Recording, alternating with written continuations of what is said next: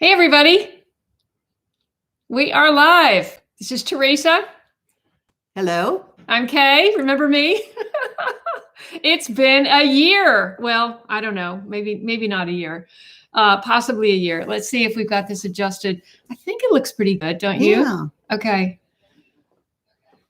Oh, you got an echo. Oh, let me go take care of that. I've got my thing going in the other room. You're gonna hear that. So tell them. I'll have Teresa introduce herself. Say whatever you want about yourself. Oh, hi. I'm Teresa Harris, if that makes a difference, and I am a friend of Kaye's, a faithful follower on her YouTube channel, and she and I have both lived in California. And when she moved, I went to her home and visited her garden before she hit the road. And in doing that, we became, pretty close, and we started sharing ideas and things on how to prep and how to be prepared for all things in life that could come along. And then I moved to Idaho about a year ago, following my grandchildren. And Kaye and I have been talking about teaching some canning adventures for her. And so I've come up for 2 weeks to visit and do some sharing of videos and things that I know how to do. And that's how we got on this one today. Wonderful. So welcome, everyone. This is my first live in quite a long time. I just want to acknowledge that I have Patricia here, who is moderating. She will be actually taking names. If you're watching, please don't be shy. Sign in, tell us, give us your first name and tell us where you're writing from, what country. We keep track of countries, how many, and which countries tune in, which states tune in. So please be sure and sign in, and don't be shy. Say hello. And we will also have, I don't see him on here yet, but we'll also have John as a moderator as well. Daryl is here, of course, and Michelle is here from Oklahoma. Sea Bass, I always forget what C stands for. I'm sorry. Let's see. I'm so glad you made it. Let's see. Tracy is here from Pennsylvania. Fantastic. Shell Bells is here. And Carol is here from Florida. I forget where Shell Bells is. And let's see, Kevin is here. I'm glad you from Missouri, and Janine Garwood from Ohio. Leon is here from Idaho, and I am from Idaho. I thought you said Ohio. Did you forget? I thought you said Ohio. I said Ohio and then Idaho. Edwin is here. Where are you tonight, Ed? In Beverly Hills or wherever? You're all over the place. Let's see. Laura Larson is here from Wisconsin, and Jane from Maine. Fantastic. And Joe is here from Tennessee. Let's see. Neolog from the country of New York. Well, is there a country and why? Let's see. A.S. Scholl in West Virginia. Abigail from San Diego, where I was from. And Runs with Scissors, New Zealand. Fantastic. New Zealand is here. So let's see. We've got Alabama with Joy. Kay is here from Columbia Falls, Montana. I love the fact that you're following me. So let's see. I'm so glad, Abigail. I'm so glad also. Jamila is here from Trinidad and Tobago. Fantastic. Roger Haruska, I'm sorry, we have to have it a little farther back because the two of us, I can get it maybe a little bit closer. And I probably could make this a little bit bigger too. There, I don't have to squint. Fantastic. Roger is here from No Chemtrails in Western Colorado today. Fantastic. Art is here from South Dakota. Jennifer, West Central Georgia. I'm just going to take a few minutes to say hello to people who take the time to sign in early, and then we're going to get to announcements, and then we're going to get to the topics at hand. So, which is, we're going to talk about food pantries, and there's no shame in going to a food pantry. And this is something that maybe some people who need to be going don't know, or intimidated, just don't know about it. She knows a lot about it. So we're going to be talking about that. Let's see. We have Cynthia from, whoops, it jumps from Williams, Arizona. Don't know where that is, but got a lot of friends in Arizona. MJC, Tennessee. Kathy from North Alabama. Let's see. 8 inches of snow. Well, you got to love snow yeah, Chattanooga, Shell Bills. That's right. Chattanooga, the first smart city in Tennessee. I hope you know what that means. See, Evelyn is, I'm trying to think. Have you poured our tea yet? No, I have I'm just not. rushing right into this. I Let's know. be civilized. Absolutely. I've got my late in our bloomer little- Homestead, and she's got the, I think it's late bloomer. you got the late bloomer Gardener. Late bloomer Yeah. gardener. Yeah, I'll have some, You please. got it. There we Absolutely. go. So Debbie is here. Fantastic. Oh, she's got to go. Oh, is, Debbie, we'll miss Yeah, you. I know, Try Debbie. to join back on. Debbie's here from California, obviously. I don't know why I said obviously. We know Debbie from like years and years. So, you have a question, Teresa, from Abigail. Abigail. Let's see, Abigail. How was it reclothing? You know what? When you make a decision and it's based Just on... repeat because they don't know her question. I'm sorry. Abigail is asking me, how was it relocating to another state? I want to move from California. Well, first of all, it was not an easy decision. My husband and I had technically done our forever home, the single story, no level, had a beautiful garden in the backyard and was raising chickens and doing all that. And my children decided to take my grandbabies to Idaho. And we came out and visited. I know. What are you going to do? I know. You got to go. You've got to follow those grandbabies. You've got to protect the young. We've got to grow them up right. And so when they moved, I came to visit. Mother hen. Yeah. Mm-hmm. And so then I went and visited when they were first here. Beautiful state. I mean, if you live in California, you think you have everything. The mountains, the beach, all these wonderful things, all these attractions. But you can't go to them because it's so overcrowded. And everybody from out of town comes in and you never get to go. So you never really enjoy them. So I told my husband, I looked him in the face and I said, hey, honey, I know you're 71, but we're packing up and moving. And he kind of looked at me like, why? And I said, well, because these are our last 2 grandbabies, as far as the young ones, 2 and 5. And we just did it. I mean, we sold our house we listed it in September, sold like 3 days later. And then we were gone. We were gone in December. We were out of there. And we picked it up and moved. And you might point out that, you're lucky because your timing was good. Timing was very good. I'm actually in the industry and as an escrow officer. So I knew the market was hot. I looked my husband straight in the face. I said, this opportunity is not going to be forever. If you want to sell high and buy, in a different state, now's the time. So he trusted me, which he usually does. And we picked up and moved. We've been here in Idaho a whole year. Okay, so I'm picking it up with Ed is tonight in Beverly Hills, and he is saying hello to everyone. Ed's been following for a few years now. Lonnie Clifton is here from North Carolina, and Scrapping Flaw is from Holiday, Florida. And let's see, but Idaho is too cold, right? Absolutely not. You adjust. I adjusted very well because I don't like cold. But the snow's beautiful. They clear the roads quickly in the area that I live in Boise. And the infrastructure is just really, really set for snow weather. And, I just enjoy it. I get out there in the cold. Sometimes I forget to put a jacket on because I'm so used to California. Mm-hmm. I just grab it and go sort of like out. Patricia, Patricia, my friend, who's the moderator. She lives in Tennessee.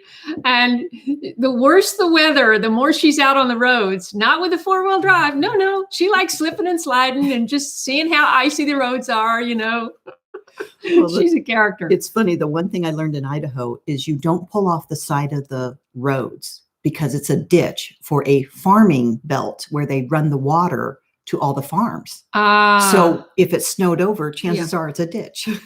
And not only that, but they've probably got irrigation. It's an irrigation. I guess that's the proper term of what I was looking for. It runs their water. So Donna's home place is here. She's in Tennessee. Deborah Avery is here. Hi, Kaye, sweetheart. Judy Judd from North Florida. Hi, homies. Wow Info is here. Sup, ladies? Well, I think you're new to my channel because I would remember Wow Info. Winnipeg, Manitoba, Canada. I'm sure Patricia is taking a note. Wow. Thank you so much for tuning in. Yeah. Let us know how things are up in Canada. You know, the news, what can I say? Let's see. Thank you so much. I appreciate that. Okay, I think we're caught up with the hellos. If anybody else wants to have a quick hello, tell us where you're from. We can write it down. And thank you. And if you want to go ahead and hit that like button, then that helps the algorithm and it helps YouTube tell other people that there's a great live chat that they need to be tuning into. Doug and Let's Stacey see. sent someone over. Let's see another. Let's see. Donald says, "Oh, fantastic! Hi, Donald, Northern Alabama. You're not far away from me. I'm so glad you're here. You know, we're Doug and Stacey. We're big friends. So, my situation is very different from theirs. Obviously, you know, I keep telling them that I need a Doug."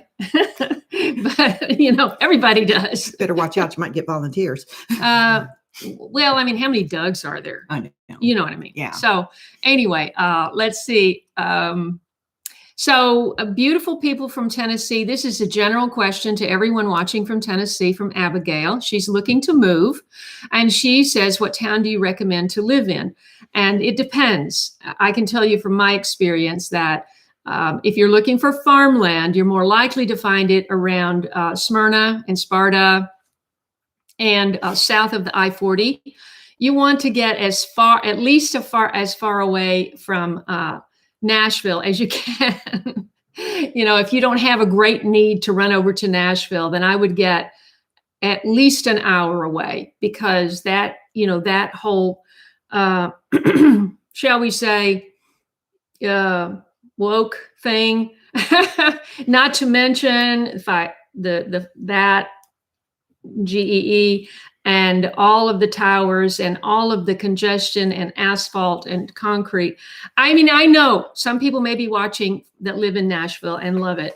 And you know, if all of this stuff wasn't going on, I probably would be there too, because, you know, I'm over an hour from my mother. But if you have a partner and you don't mind living out in the country, I would say, you know, south of I-40, you're going to find some flatter land. You got to face the fact that Middle Tennessee is sitting on one big slab of limestone. So wherever you go, you're going to be running into rock.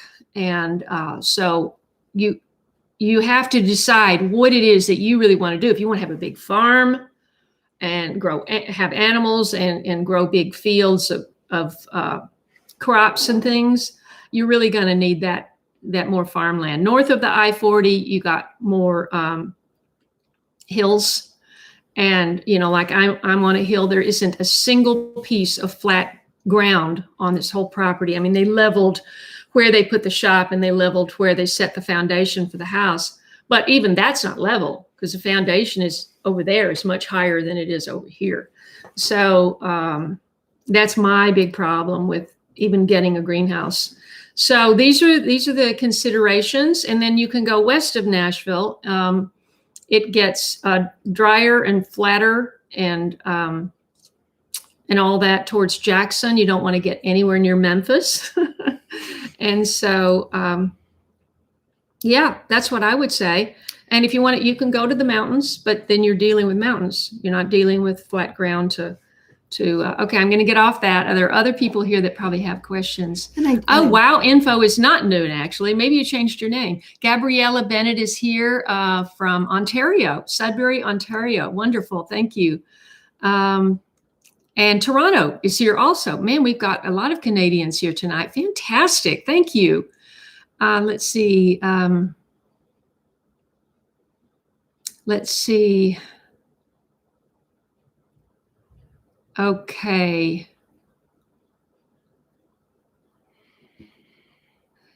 All right. So Tennessee would be a place to move to. Neolog, where are you thinking of moving from?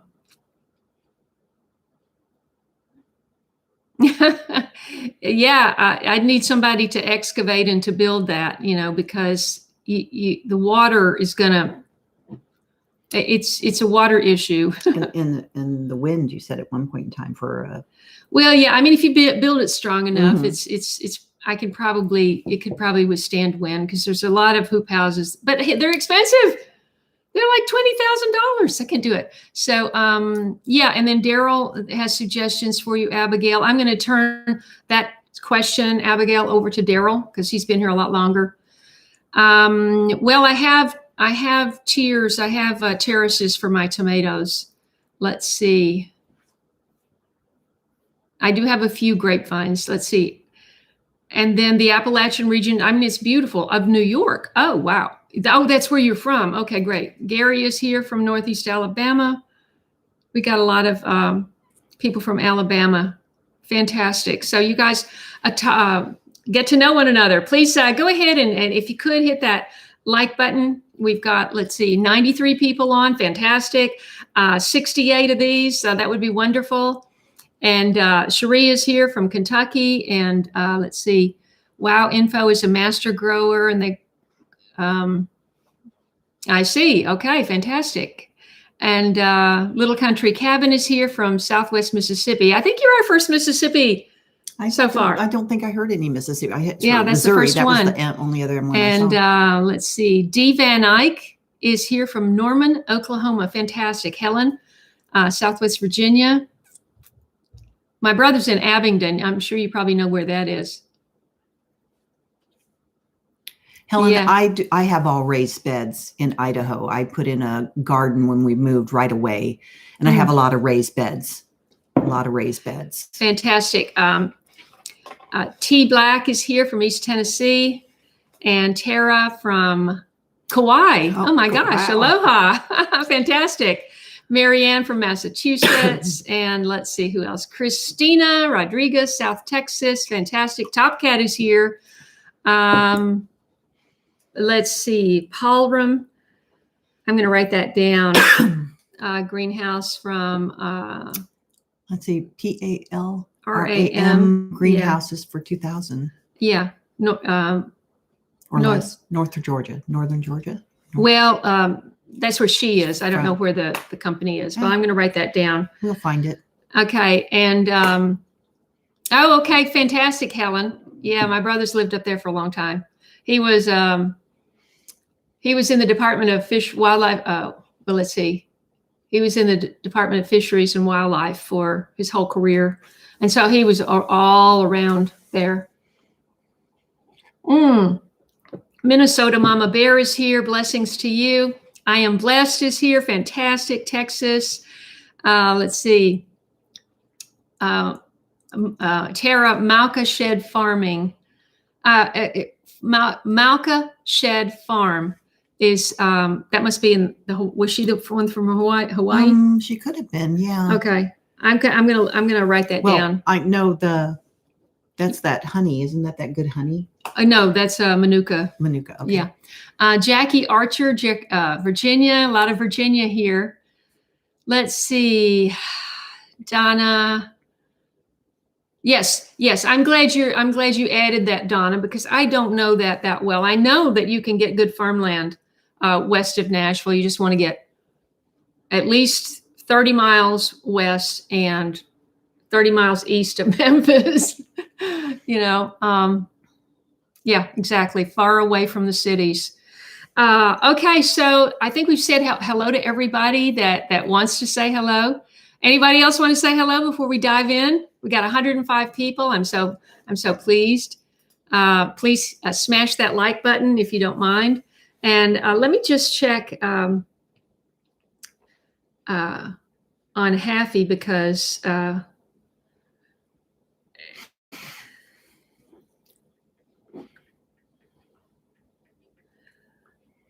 we communicated earlier, so I don't know where he is.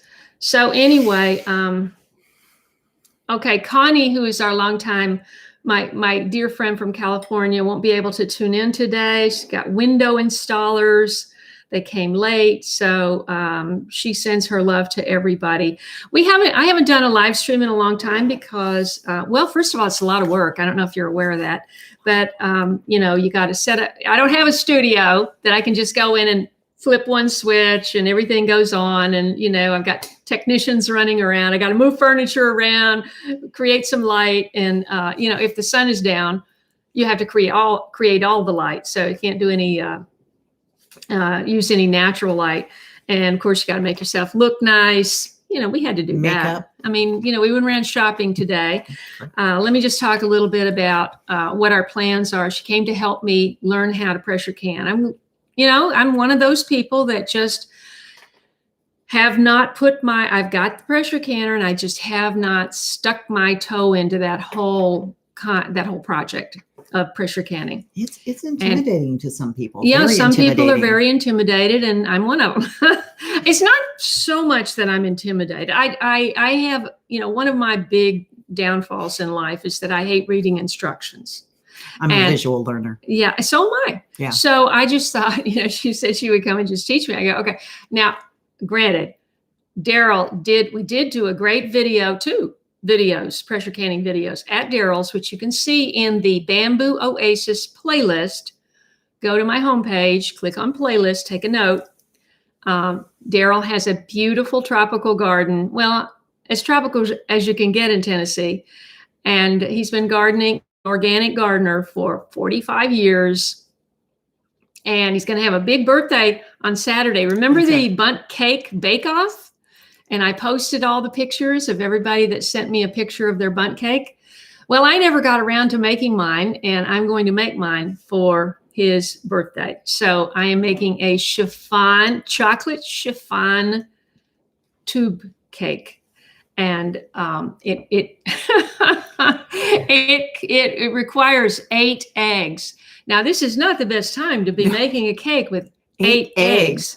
With the cost of eggs. Did you take out a loan for the 8 eggs? Yeah, you got to take out a loan for the eggs. A second mortgage, the whole 9 yards? I'm telling you. Yeah. First mortgage. I don't have a mortgage. I was just going to say, after I said that, I left California, so I wouldn't have a mortgage. Anyway, let's see. Donald says, I haven't done pressure canning, but he grew up around it in the late 70s and early 80s. Okay. Boston brown bread. Have you ever made that? I've never made that. We used to get canned brown bread. I don't think it was Boston, but I think Boston may have been the name. We loved that thing as a kid. Cut it on both sides, pop it out. And it was just a round bread. That sounds familiar. Yeah. Little country cabin. Where are you? I missed you when you signed in. She says you won't. Everybody says that once I start pressure canning, I'm just going to, because how many days a week are you pressure canning? I'm at least 3 to 4. There's always something in the pressure canner. A week. Yes. Yeah. Yeah. But you're lucky. She's lucky because her husband does all the prep work. Yes. Yeah. He does all the cutting and, so I'm going to have to do that. We are going to be making videos this week, but I didn't have things quite as organized as they should have when she arrived. And so it's taken a little bit of time to excavate the various areas in my kitchen so that we actually could. We wouldn't have had to do that much cleanup if we weren't filming. Exactly. We could just push it all back. Who cares what it looks like? Yeah. But no, for filming, it has to look somewhat decent. Mississippi. Yeah, there you go. And I Am Blessed does the complete meals in a jar. I want to do that. Yes, those are very nice. Like I said, some of those things we want you to be able to take a can off the shelf, pop it open, heat it up, boom. That's and what even I if want. you have to cook it on your fireplace. Wee Bison, where are you from? Welcome. Number 15 cans. She used to make what in number 15 cans? And how do you make anything in a can? Well, there's people that can, like when they do the freeze-dried food, it's in metal. I don't know. I've not seen metal canning done recently, but I know that if you preserve freeze-drying food and other foods. You can put it in a Oh, can. she's talking about the Boston brown bread that you make it Oh. in the number 15 cans, but I don't even know. I can't even visualize how you would do that. Write down Google 15. No, I ain't can. writing down that word. Okay, everybody. Google, I'm but- taking a moment for announcements. I need one of those. Those birthday horn things we Yeah, were we need talking one of about. We those. did need one Yeah. of those. We didn't. So, you know what I need is a shofar. I don't have one. I could use my. Jenny, I have 3 freeze dryers. I could use my loofah. Yeah. No, that didn't make a sound at all. I'm being Right. silly. I have the right to be silly because my channel, hey, better late than never, right? I finally flew past 100,000 subscribers on this channel, and I want to celebrate. So I am so happy, and I actually, I hadn't even noticed on my computer. I hadn't even looked at my laptop in a month. And I opened my laptop to be able to do this. It's got an announcement for your reward or for your award. You need to do this, this, and this. And I hadn't even seen that on my computer. So I just filled that out and I just sent it in. So I should be receiving my YouTube arrow. What's it called?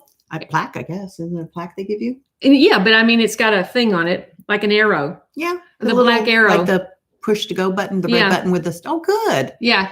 So finally it happened. You know, I've sacrificed so much for this channel, and we can talk about that another time. But this is a milestone. And also my channel just surpassed 10 million views. So that sort of happened about the same time. So that's my big news. And I'm pretty excited about it. Thank you very much. I am blessed. Sovereign is here, and she's in Minnesota. She's asking about, please, somebody from Florida, reach out to her, Sovereign. She wants to know about homesteading in Florida. And Carol is a great one. Carol has been communicating with me. Carol Avant has been communicating with me by email. She has found so many ways to grow smarter, work smarter, not harder.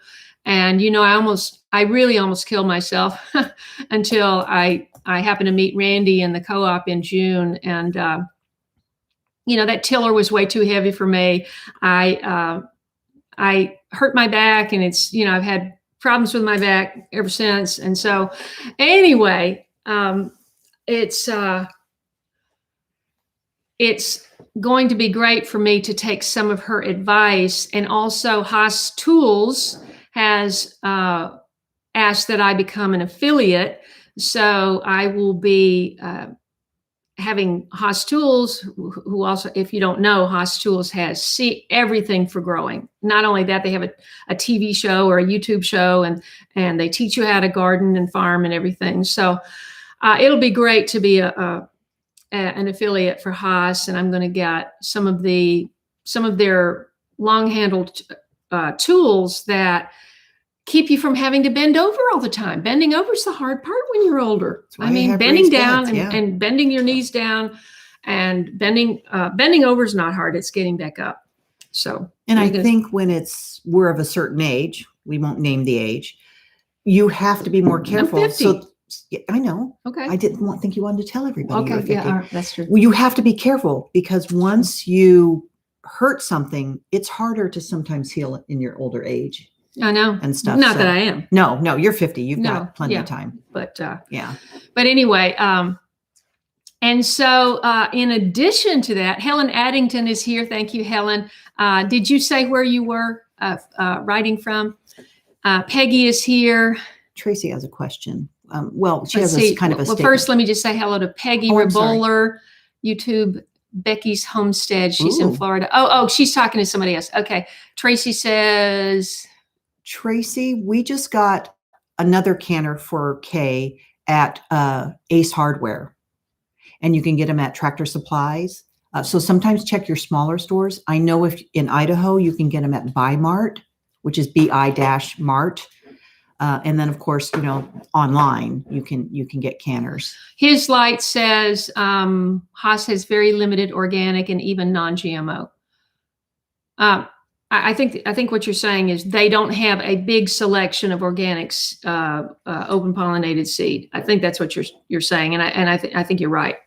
But they do have great tools. They're made in America, and I think they have a lifetime guarantee. And Carol knows more about it, so she could communicate with Carol. D. Van Eyck says 54 pints of turkey and bone broth. 54 pints of turkey and bone broth. Mm-hmm. I'm not going to do that many. I don't have that many jars. 11 pints of chicken and bone broth. 16 pints. What is liquid gold? That is a stock, any kind of stock. So chicken stock, turkey stock, onion stock, bone stock, and bone broths too. Yeah. She did all that in 4 days. Obviously, you're experienced. Can I get a refill? You sure can. Rooted Life Home. Kaye, are you going to... I don't know. She's asking me if I'm going to Rory Feek's Music Homesteading Festival. I heard about the last one, and I was kind of glad I didn't go, I gotta say. It is nice to connect with people, but I made that grueling trip to Homesteaders of America up in Winchester, and I mean that's a long trip for one driver. Person. Yeah, and then there's the hotel, and then there's the meals and the gas, and then you're gone 4 days. So you got to pay somebody to look after your animals. You get back, and then I don't think I had any new followers. And hardly any, I made several videos, hardly anybody watched them. And so, I don't know. I have to really, the one place I really want to go is to Danny and Wanda's. But that's a very long drive too. I am invited. Let's see. Haffy is here. Let's see.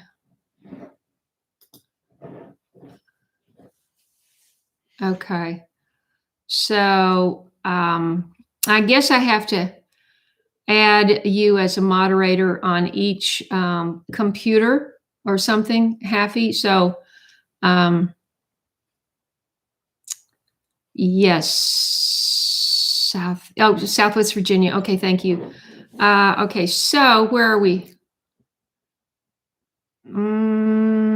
Grant Drake is here from Auckland, in New Zealand. I spent a half an hour the other night. I saw a video. I'm not going to tell you which one it was, but I went off on, sometimes when you go off on the down the rabbit hole. Yeah. It's easy They're deep. It's easy to do. Yeah. And I started looking at flights from Auckland to everywhere. Southern flights from Auckland around the globe. And it's pretty interesting. But welcome. I'm so glad you're here, and please report in and let us know how things are in New Zealand now that you have a new prime minister. I was hoping you were going to get somebody better, but I don't know. Let's see. And I am blessed said, I would love to see you at Danny and Wanda's. I know. I really do hope I get to go, but have you heard about their news? They just bought 40 acres and they're did I not tell you yet? No. I mean, I thought he had a pretty good spread already.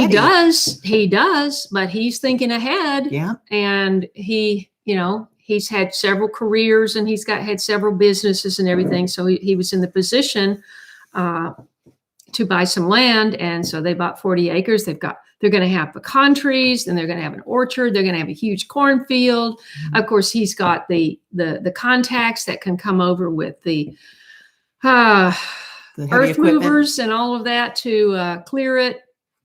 So they're going to be so busy. I don't know if they can squeeze me in, but we'll see. Let's see. Thank you, Peggy. Wonderful. Welcome. Let's see. And Peggy, please go to my playlist for my homepage and check out my videos with Doug and Stacy. Okay, we have 139 people here. That's wonderful. I mean, I haven't done a live stream in a long time, and I'm very gratified and humbled and blessed that you're here with us. I think I've done all the announcements except for this one. Let me do this announcement. Then we're going to launch into your. Do you want one of these? To show them, or let me have the whole okay, box. sure. Okay, so because of Teresa. Ter- I'm Teresa. I was getting there. I know. I was just, brain cells have to formulate.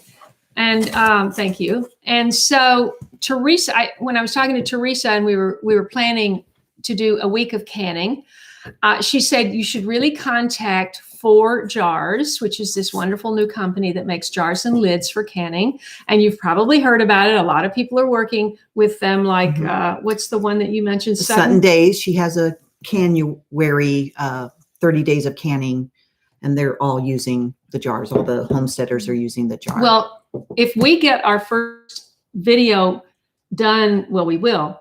Yes. In January, can we be part of Canuary? I don't know. We can put the hashtag in there. I don't think they'll complain on that. Anyway, so it was amazing. I literally, while we were on the phone before she came up, she said, send them an email, and I sent them an email while we were talking. And I said, I told her about my channel. I'd love to work with the lids so that I can promote the lids when we're doing the canning. The main difference that I read about online so far, and I've got to do a more deep dive, and I've got to also find out what my promo code is, or what my discount code is, which may be in here. Have you seen anything? Yep. No, you told me not to look. And live. Yeah. So, they must have sent it overnight or something, because they said, yeah, we'd love to. And they sent me, let's just see what's in here. Don't we love opening gifts? Of course, we got one of these. Now, Stacy had brought me one of these. There's 2 of them. Yeah. These are their lovely dish towels. Ooh. Very nice fabric, that really dries. And of course, they've got their logo. Yeah. Oh, look at that.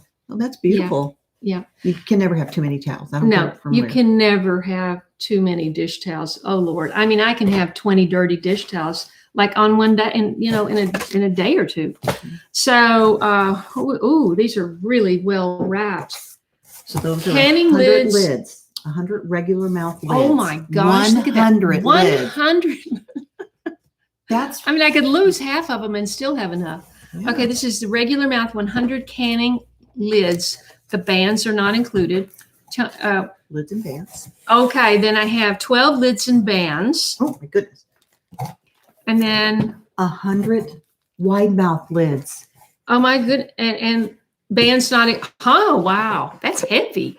Yeah, that's 100 of them. That's what I was going to say. Is the advantage to these is the actual millimeter of the metal is thicker, and so they don't bend. And for the people who have canned in the past, that when ball and cur merged and all that other stuff, they lessened their lids, and that's the reason this company didn't know that. Yeah, they really kind of did a number on the canning, and of course, as more people canned. Our Schroeder is saying that they're made in China. You know what?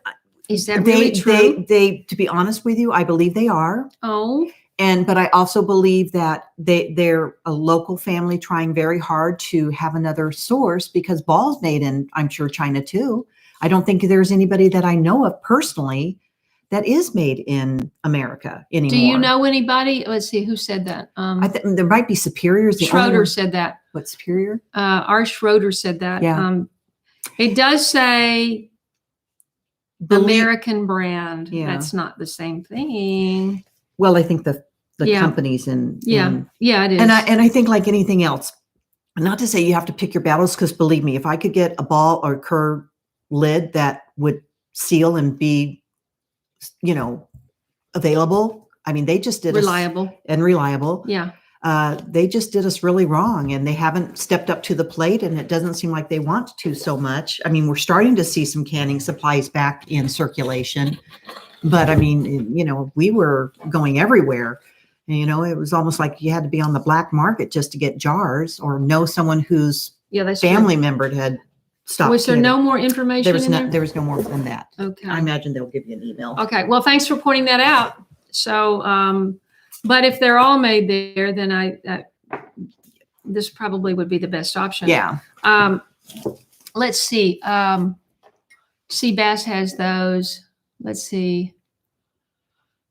Gabriella. Oh, he's talking to, let's see. Maddie is here from Iceland. And see, they are going to bring their production to US. They've Thank you, Maddie. He said I made a beautiful sentence. Daniela is here.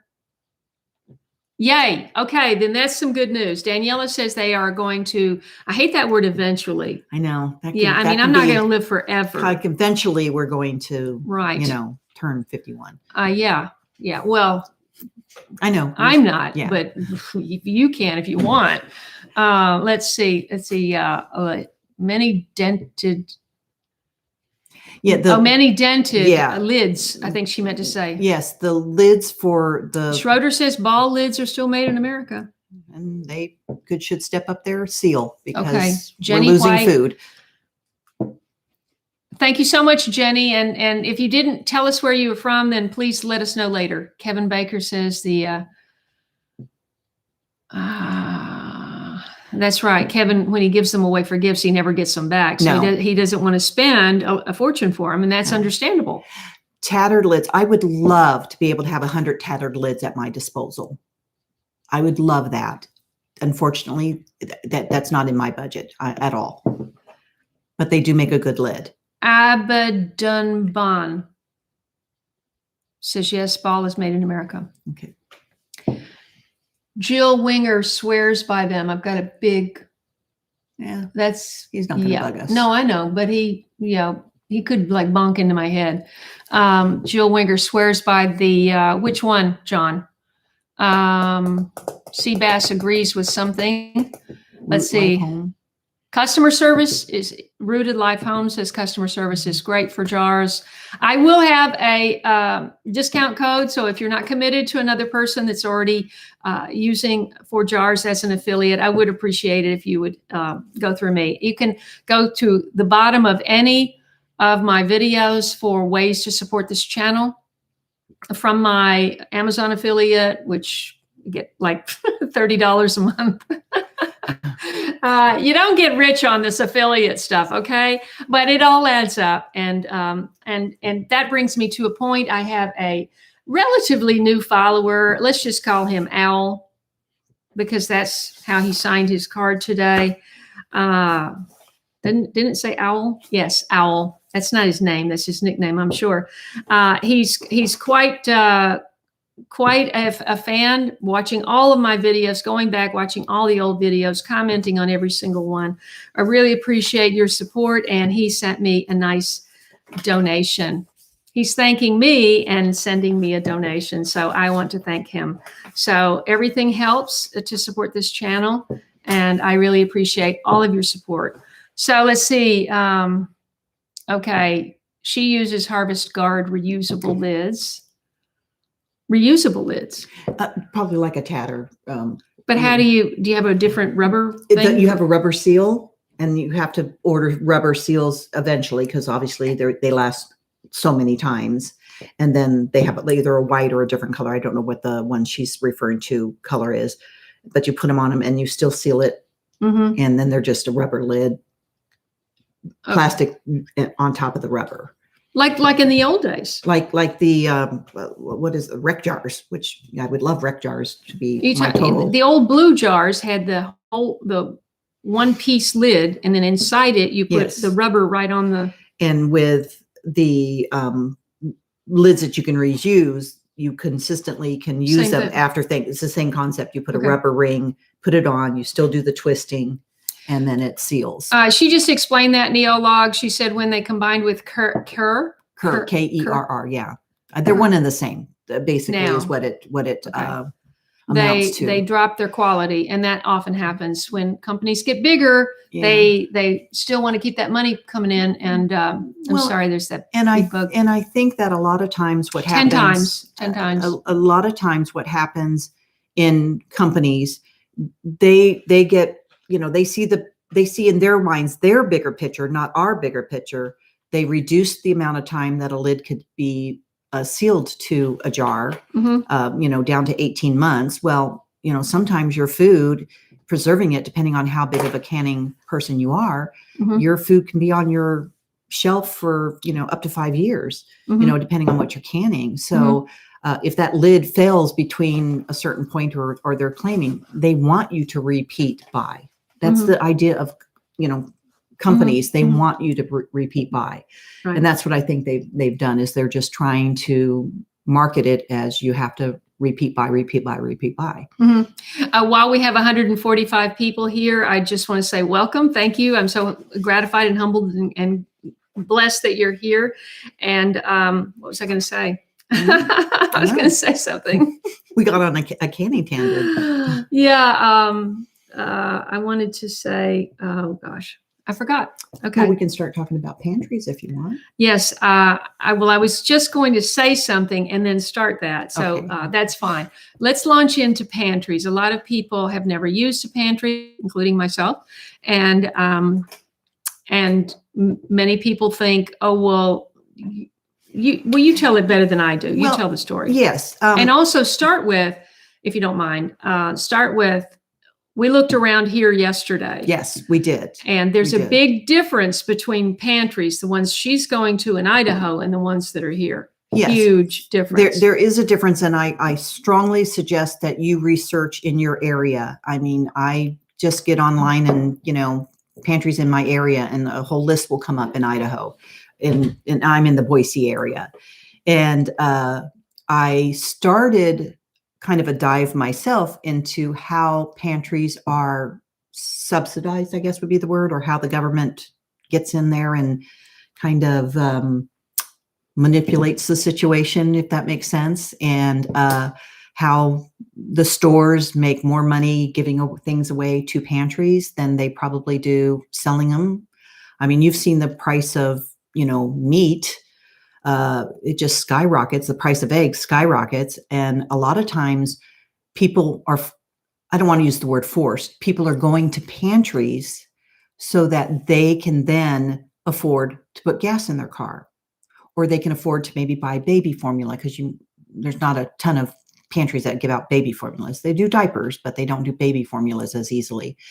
Those are kind of maybe more specialty help groups. And so I just kind of went down that little rabbit hole, and I started helping some seniors in my community. And so I would go to a pantry. I would tell them how many people are in my family and tell them how many people I was picking up for, because a lot of seniors don't drive.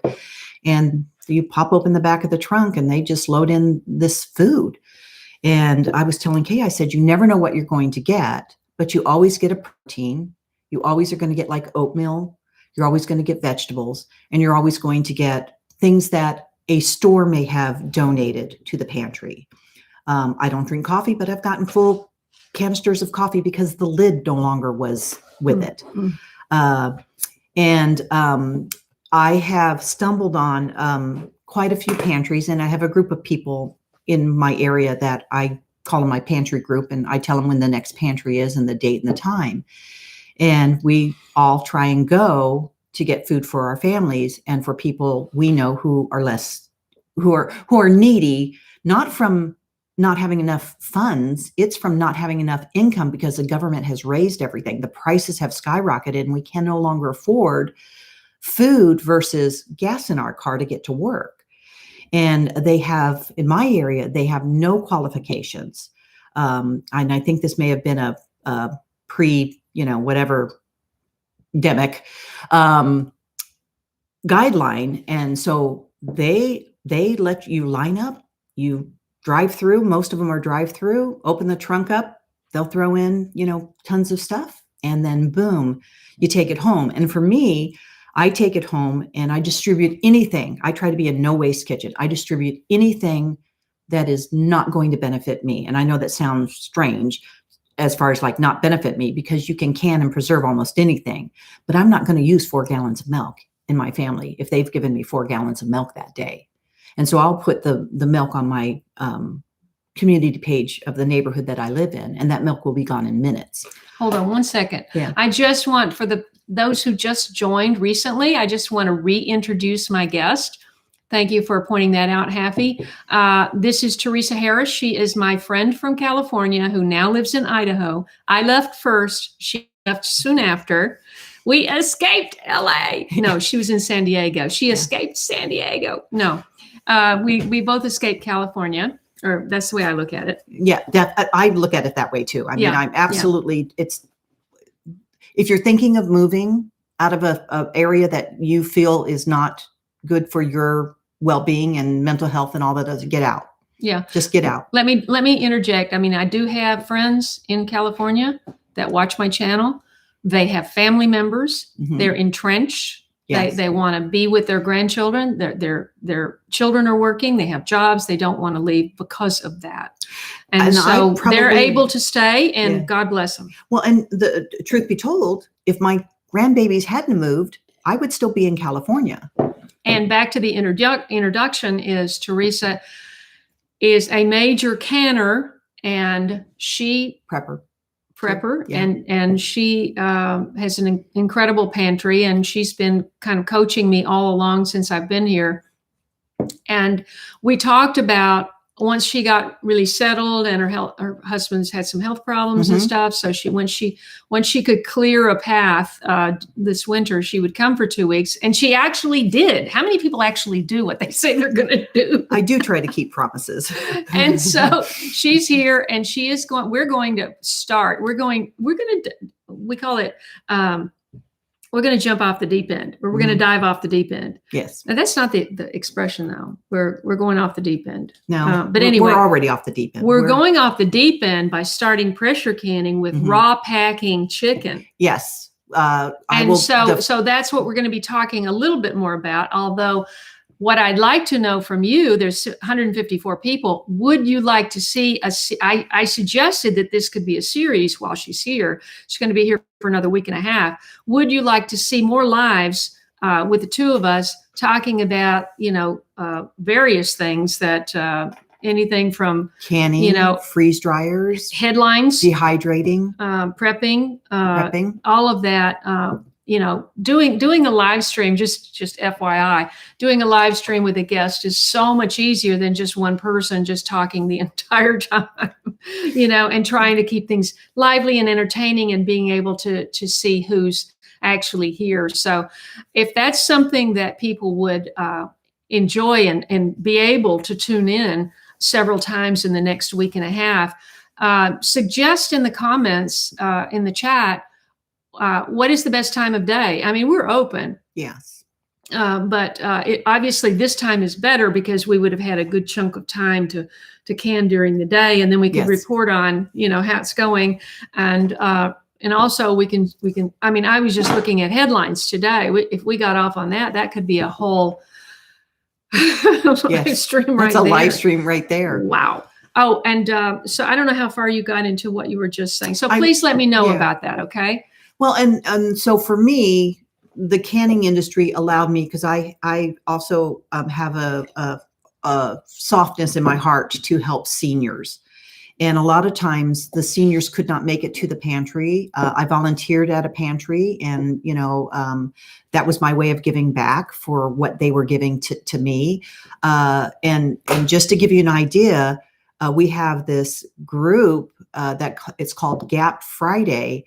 And I don't know where they get their food stores from, but it is the last time I went and just absolutely was floored. When I got home, I had 24 whole chickens, 2 cases in my trunk, which for me, if I was going to raise meat birds, that would have been the same amount that I probably would have done for canning or raising. I mean, 24 whole chickens. And for them, the reason they were donated to them, they were still frozen and everything else. But the reason they were donated is because they were frozen and processed 9/22/22.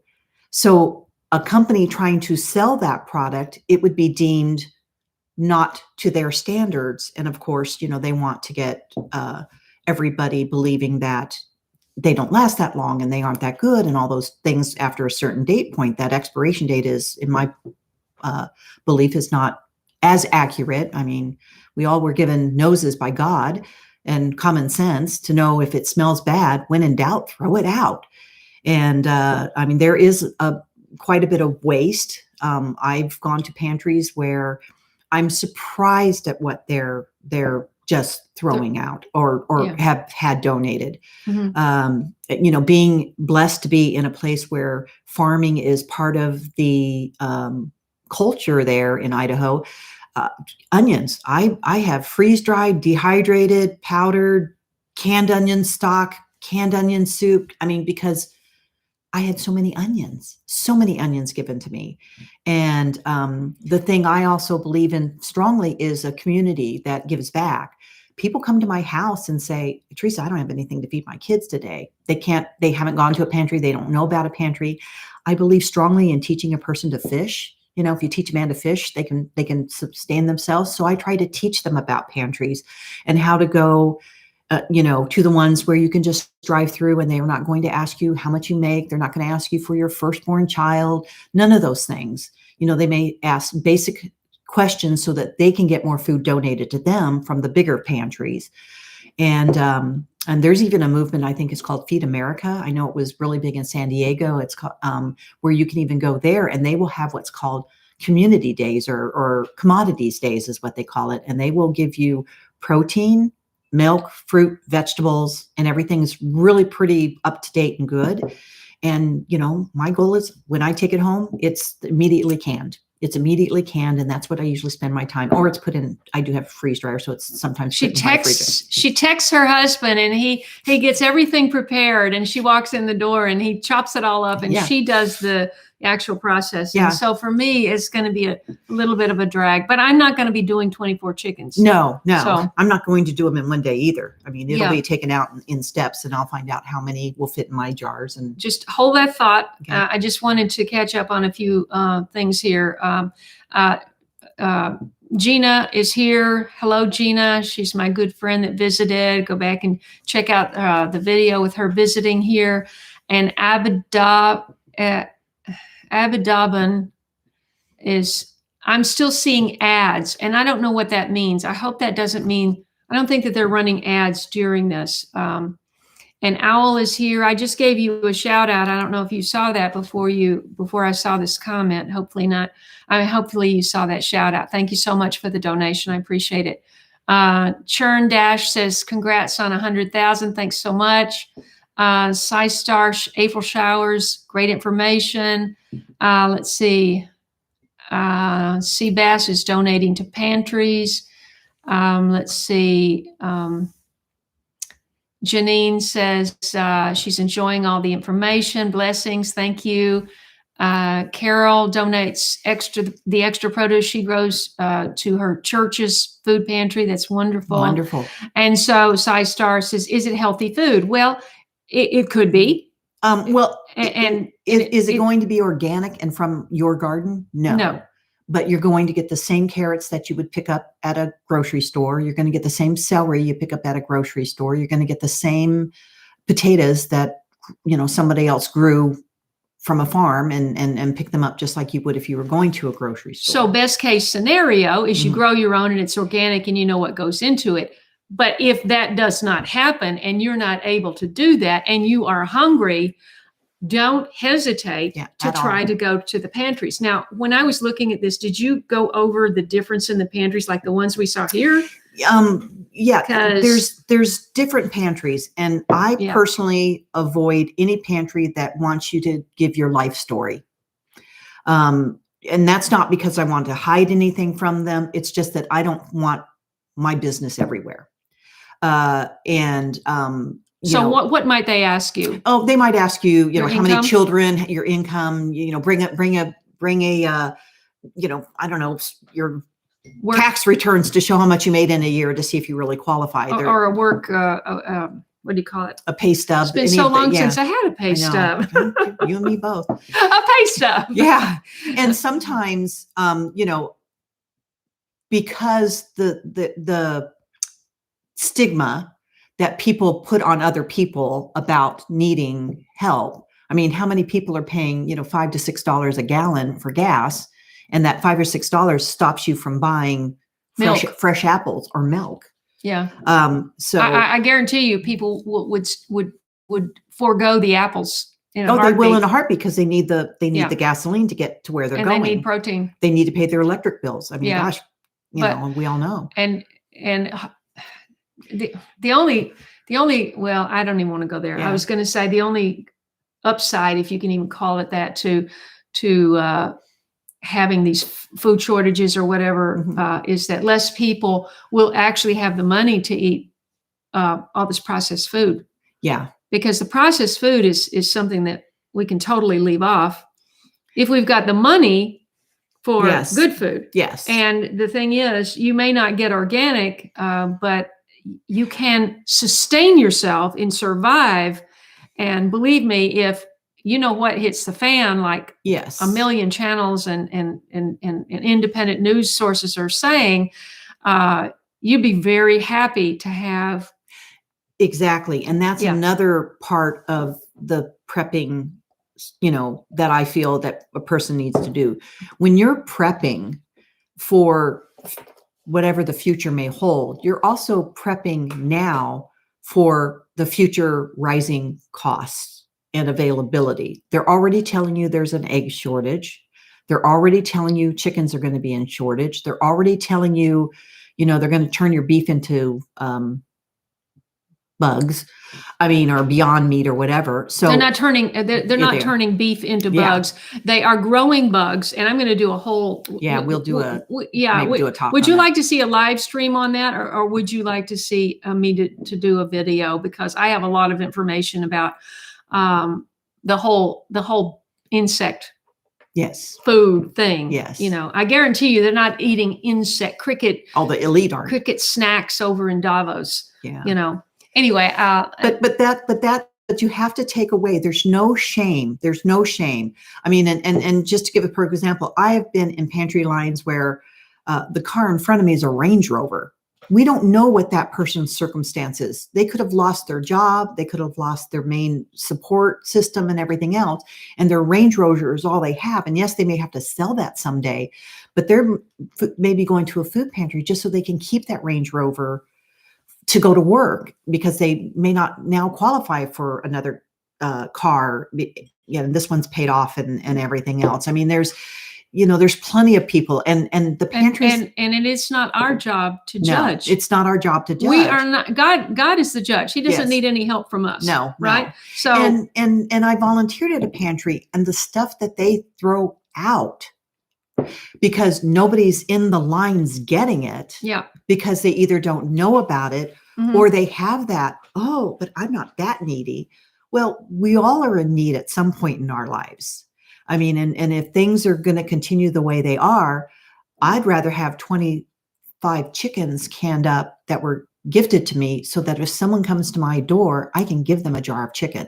That's a perfect segue for what I wanted you to talk about a little bit, because a pantry is a great place to pick up bartering items. Yes. Like I don't drink coffee either. I don't drink coffee either. But you were saying that you got all of this coffee or something, right? And so this might be, a pantry might be a place for you to get bartered items. Because to get items to barter. Because the things that are given to a pantry are widespread. And I said this to Kaye the other day. I said, the reason you're seeing more food at pantries, and the reason more stores are having to donate food to pantries, is because who can afford a bone-in ribeye steak anymore when it's $30? And then the pantry gets it when they've reduced it down, and even at the reduced price, it didn't sell in the stores. And so then that meat that the store deems is sellable. It's not edible. It's edible. In fact, I've had some pretty good ribeye steaks from pantries. And so when they deem it not shelf stable or not available for them, it's given to the pantry. I'll be honest with you. I haven't had to go to a grocery store in a very long time. And that's even with me sharing half of what is given to me, because you never know what they're going to give you. Well, you're an exceptional person because you go the extra mile she has all of these. She has a group in her community. Yes. Which you set up. Did you set that up through Facebook or? It's through Facebook, but it happens to be my HOA neighborhoods group. And so I know immediately I can put something on there and someone's going to take it, pick it up and say, hey, and I find that, that's what you have to be. You have to be a community. You have to be able to help other people. And, if someone can't drive take them to the pantry and just, bless them and everything else. At the end of some of the pantries that I volunteer at, they absolutely are like, got to throw it all out now because we don't open up for another week. And now we've got to throw all this bread out because they don't have any place to give it to, or no one showed up to the door that day. Mm-hmm. Let me catch up on some of this. I'm going back because Kevin Baker says Missouri has a program where hunters can donate venison to food pantries that has been processed at a commercial meat processor. That's fantastic. That's awesome. Randy, the man who helped, if it hadn't been for Randy, I wouldn't have gotten the garden in this year. And he I think he got 2 deer, and he made summer sausage, and I mean, it was delicious. He gave me some. So that's wonderful. Peggy says Peggy's in Anaheim. Anaheim. Yeah.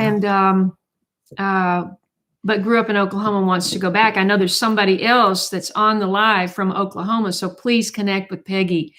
We've got 152 people and 158 of these. So just in case you haven't hit this, I know we got up to 167 and we've dropped back down a little bit. We have been on, oh my gosh, we've already been on 1 hour and 6 minutes. It's just going by like that. Let's see. She wants to go back. So if anybody can connect with Peggy, maybe you can give her some tips. Rooted Life Home says being older and living alone. She converted her guest bedroom into a pantry. Fantastic. Short-term and long-term food storage, rotate cans. Oh, she's more organized than I am, and only buy food items that she uses. And do you actually share that? Do you give that away, or what do you do? Or I guess she does. If you're calling it a pantry, it has to be for other people as well, right? But no? People have pantries in their homes. Like your own pantry. So I have what's called a short-term pantry. That's stuff I use right away. I have my long-term pantry. I think we talked about that picture of my. Can you stay long enough to help me get mine organized that way? Well, I'm 2 weeks, unless there's a snowstorm that snows me in. Oh shoot, that'd be it. That'd be too bad. Oh, bummer. Let's see, and Avidabum fun. I'm going to call you Dawn. That's easier. I canned 36 pints of deer meat. That's fantastic. A.S. Scholl says her mother-in-law gets pantry food. It's most of the veg and fruit is spoiled or nearly. Yeah, this veg and fruit. You can comment on that. Yeah, that's one of the things that I do believe, and I really feel that it's. I don't want to use the word that it's wrong. I don't believe anybody should be given rotten food. I mean, personally, I just think that's don't hand it out. Don't even hand it out. Don't even hand it out. Yeah. And I'm amazed. Every pantry should have a huge compost pile in the back. You would think. You would think, but they don't have rooms for those either. Yeah. And sometimes the food that is given is like going to expire in a day or two. So you have to be ready. Mm-hmm. If that food was going to go to the dump, and it's not going to go anywhere. If it's given to me, it's going to be processed or it's going to be given away to someone else. I mean, I didn't even know until recently that spoiled milk could be made into cheese. I know. I didn't know that. Or expat. I'm going to research it. Believe me, because I thought, wow. Let's go back. Not necessarily spoiled, but expired. Expired okay. milk. All right. Yes, I guess that's. Brenda is saying that it's almost impossible to find anything that's not from China. That's true. Yeah. 47% of Walmart. By the way, speaking of Walmart, she was telling me that the largest, maybe you guys have heard this, the largest Walmart in the country. Yeah, I caught several people talking about it. Apparently, one of the largest Walmarts in Texas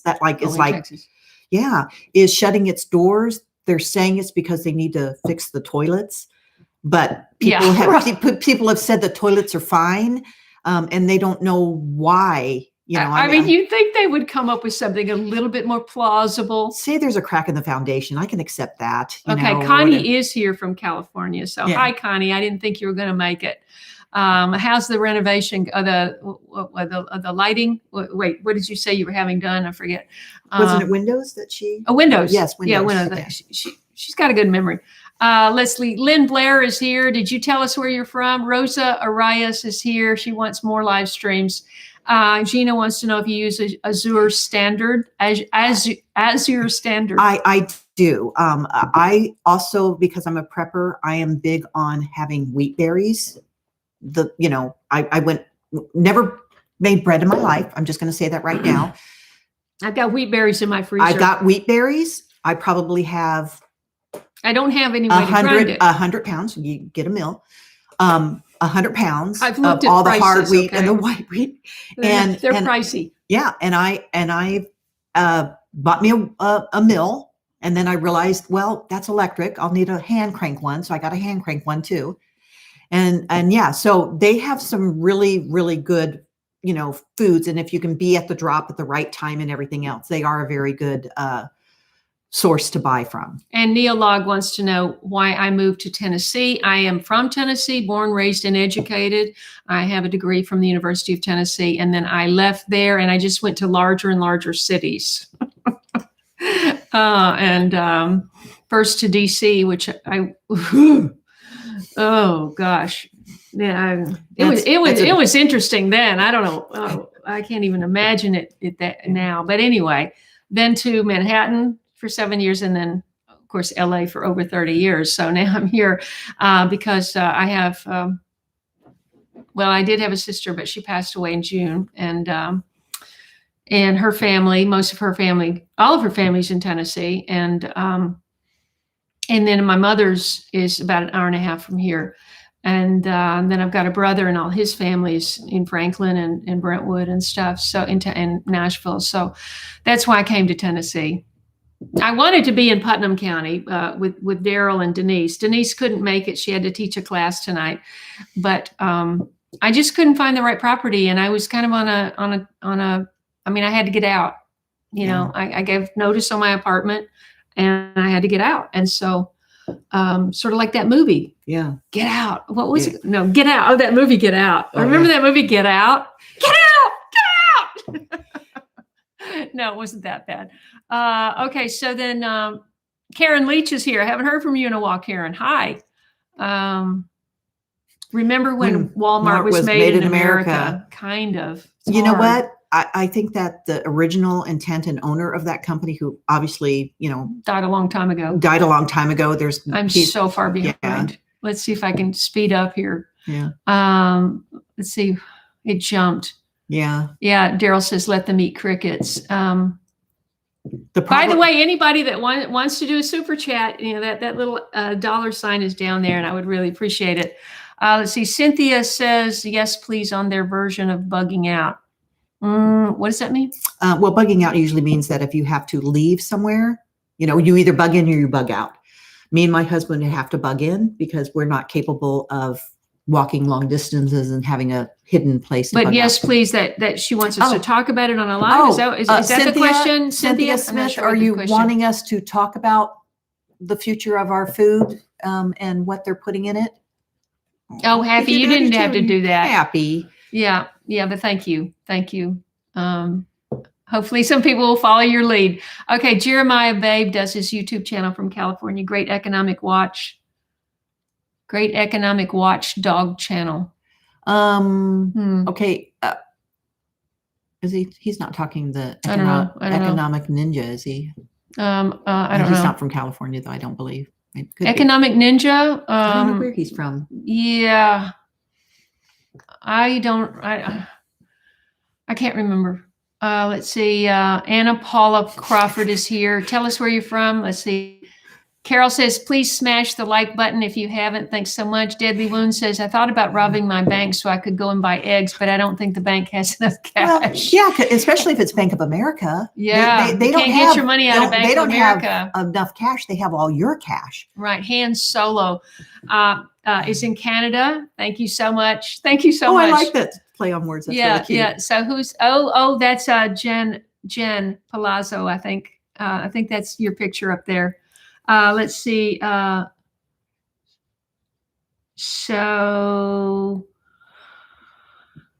awesome. Gabriella's church has a vegetable garden in the summer for young families or someone who just needs it. That's wonderful if somebody's willing to tend it. I mean, same for school gardens. I mean, I volunteered for a school garden when my son was in middle school. They had a great garden, and the teacher and sort of over the top of it said, if it's not when the child moves on, that parent moves on with the child. to an upper grade, and then you're left with new parents. And if they're not willing or can't, if they're working 3 jobs, 2 jobs, whatever, then I did this fabulous. Well, it was a fabulous garden, and I can't say I had made a fabulous video, but I made a video of a fabulous school garden that my sister-in-law taught at in Virginia, and it had so much. It had raised beds, and it had a big teaching area that was, you need something undercover here because you got rain and all that, and she said it just all went to pot because nobody. I don't know who I heard this from, but just today when Kaye and I were listening to people. Abaddon wants to know, or Don wants to know, how do you find out if there's a pantry? You just have to do a search. You have to do a search. And you can literally, because sadly our phones have our locations everywhere we are and everything we speak about. You can just type in pantries near me, and then you go through them. Now, I will say, really read up about the pantry, because a lot of that stuff will drop down and it'll say open Thursday, Saturday, Tuesday. And these are the times. But some of them will say only open the first and third Wednesday. And then that church may only do it those 2 days. So to be honest with you, and I've told Kaye this, so like I said, I have no shame in my game. I can go to a pantry a day and just have more food than I can use. And again, that's why I do spread that food around. I'm way behind, but Marianne is asking, maybe you've been cleared up by now, but she was confused if you distribute to pantries or get food from pantry. Okay. So am I answering Sissa April Showers? Marianne. Okay. I'm confused. Does Teresa distribute? Okay. No, I do not distribute to pantries. I will go to a food pantry myself, and I will go and represent someone who can't make it to the pantry. So I go to an actual food pantry that is set up by a church or set up by, like an entity. And I will go to that food pantry. You drive through. 99% of mine I drive through. You just pop your trunk of your car. They look at you and say hi, and maybe ask what zip code you're in, and then they throw in food in the back of your car. And when you get home, is usually when I know what I've gotten, and it could be anything from just a small box of vegetables to this one that has blessed me beyond belief with. I think I ended up with 5 turkeys over turkey season because they had too many turkeys, which the supermarkets will tell you they don't have turkeys, or they have them so high price, and then they're giving them away at the end of turkey season or Thanksgiving season, whatever it is. Connie says she has a lady in her neighborhood works at Trader Joe's, and she gets the food that they can't keep on the shelves and hands them out just herself to neighbors and to a church pantry. Interesting on that. She's probably not allowed to do that legally, but who cares? I'm not going to say anything. But that's what happens. So I can see some of the food pantries, like there's one food pantry that was one of the biggest ones in Idaho. And what they would do is after a company had their cheese festival, and everybody could come, the community could come and buy their cheeses from them directly, they would end up with their containers of cheese. And so then they would bring that cheese to that food pantry, and then that food pantry keeps it in a refrigerated or freezer container area. And everybody's allowed, when they walk through, in this case, this was a walk-through pantry, and they would go, how many in your family? Okay, here's six cheeses. And they would be aged Gouda and mozzarella. They even gave restaurant size mozzarella, which I immediately threw in my freeze dryer. And okay, I'm just going to interrupt because I'm so behind. Oh gosh, well, I know the Republic thing was already done. So right there. Let's see. It jumped. April Showers says, no, wait, there was another. April Showers says she wants to help seniors. If you have any comment. So some pantries will require you to get written permission for the senior person that you can do it for them. I don't know what the proper word for that be, but that you can be their proxy. Or you just take the senior with you. Many times, like I said, I'll fill up my car with, 3 other senior ladies because they don't have the way to drive or they have no means to drive. Mhm. And when we go through the pantry, they count all the people and each person tells them how many are in their family. And then they load up my car or my vehicle. Mhm. And then we get to each person's home when I drop them off and they take what they feel they can use. I had a neighbor in California. He finally went to assisted living, but I used to just feed him. Yeah. I go over in the morning with fresh green juice. I mean, most people go, no, thanks. Well, but anyway, I knock on his door. I say, Mr. Gerber, I got your rocket fuel. yeah. And he'd drink that. He's 16 ounces of fresh green juice down. And then I would take him a couple hours later, I'd take him a bowl of oatmeal. I got your oatmeal. Yeah. I mean, because otherwise he wouldn't eat. And that's the, And he was just skin and bones. the sad part about our senior community is they're getting left behind in some cases. And we have to help. We have to be help to everybody we can. Right. And I say that because I know that what I've stored as a prepper, someday someone's going to come to my door and they're either going to be nice and get something or they're going to get met with a click, click. Yeah, a pew pew. Because I will give anybody the shirt off my back. I will absolutely, help anybody and everybody I can. And going to the pantries that is obvious. Me, she flew here dropped her whole life to come here for 2 weeks. Yeah. I got to get caught up. Okay. I can't. But Gay Williams said she's never canned any. I think that's a she. Is Gay? Yeah, Gay. Never canned anything. This time would be great. This time. Yes. Yeah. Thumbs up. Now I will be filming the canning videos because it's impossible to do a lot. I can't cover, filming wise. Cover means I can't have the footage that you need to see what we're doing on the live stream. That's plus impossible. It can take up to 3 hours just to can. Hours. So it has to be filmed and cut together. But we can have the live streams and talk about whatever you like. Yeah. So let's see. And evenings are best. Gina wants current news. Leah's in Indiana. I like that idea, Peggy. That would be a great. I have some ladies back home that are begging me to teach them to can. I taught one just before I came here, and she was just blown away. Yeah. With what she brought home. I mean, I think she has. Thank you, Hans Solo. Yeah, I think she has 24 stocks. Turkey stock because. She was from her pantry. She was given turkeys too. And I taught her how to process all that. So she didn't lose any of these turkeys. That's fantastic. Yeah. Dawn says her canned food is her fast food. Mm-hmm. Tracy is still eating chickens from 2020. They last forever when kept in a deep, do you keep your deep freeze at zero? Or zero, yeah. 0 degrees, Tracy? Tracy may not still be here. Scott Hangan says, has Miss Dahlia Designs, is that a channel that you know? Not one that I'm 14 familiar quarts with. of potatoes. We need to do sweet potatoes. Oh, and cinnamon organic. I got some organic apples over there. Well, we can learn to dehydrate that too while we're here. But the interesting thing, dehydrated apples. Okay. We will learn to do apples for Kaye.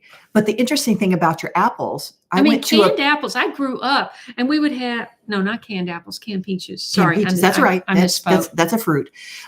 So we end up at one of the pantries, the bigger one that I volunteered at, they ended up getting Hi, Donna. 30 pounds of pre-sugared apple slices with the citric acid, everything to keep them fresh and everything else. Nobody in their right mind, if they aren't a prepper or a canner, is going to take that 30 pounds and do something with it. They're not going to know what to do. So for me, I was happy to take a 30-pound, container of pre-sweetened apple slices because now I have 17 jars of apple slices that I can easily make into a cobbler at any point in time on my shelf. That's what I need. Yeah. Well, you got to. And I got apples going bad over here. Oh, well, yeah. We'll figure stuff out for you. Let's use what I have, and then we'll go to a pantry. We'll make your apple cider vinegar too with that. That's another thing. I do a lot of vinegars. I mean, every fruit can be thrown in and made a vinegar out of it. A lot of people do make vinegar. I was going to do on my community page. I was going to do a vinegar like a bake-off, Yeah. a vinegar off, and Ooh. everybody would just take a picture of their vinegar and talk about what it's made of. Connie says, oh, I've already read that. Yeah. Leah says, do you have to pressure can vegetable beef soup with a tomato base? The key word there is tomato. Beef. Oh, beef. Sorry. That you're learning. Beef. It is got to be pressure canned. Thank you, Tracy. I know that they do water bath can in other countries because they don't have maybe pressure canners there, or maybe the pressure canners are just not something they use. But do you want to look at your pot boiling on the water for 3 hours and have water to keep filling it so that it stays at a consistent boil? I mean, it's done. Don't get me wrong. But and they used to do it all the time. That's I don't want to say it's a bad way, because I choose to pressure can because I can. It shortens the time, basically. Yeah.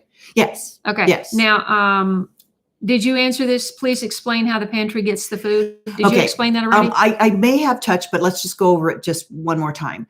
A pantry gets food donated from stores like Costco, Whole Foods. They will get it from any supermarket. They will get it from, some pantries get it, like if there's a food bank, that food bank will go to the big manufacturers. Hi, Stephanie Joe from Dixon. Keep going. Yeah. And so like in Idaho, I guess Cliff Bars or something that is done locally in that state. So there are wall-to-wall Cliff Bars donated from the company. They could change their formula. They could have something that doesn't sell, whatever. And that gets donated. Thank you, Tess.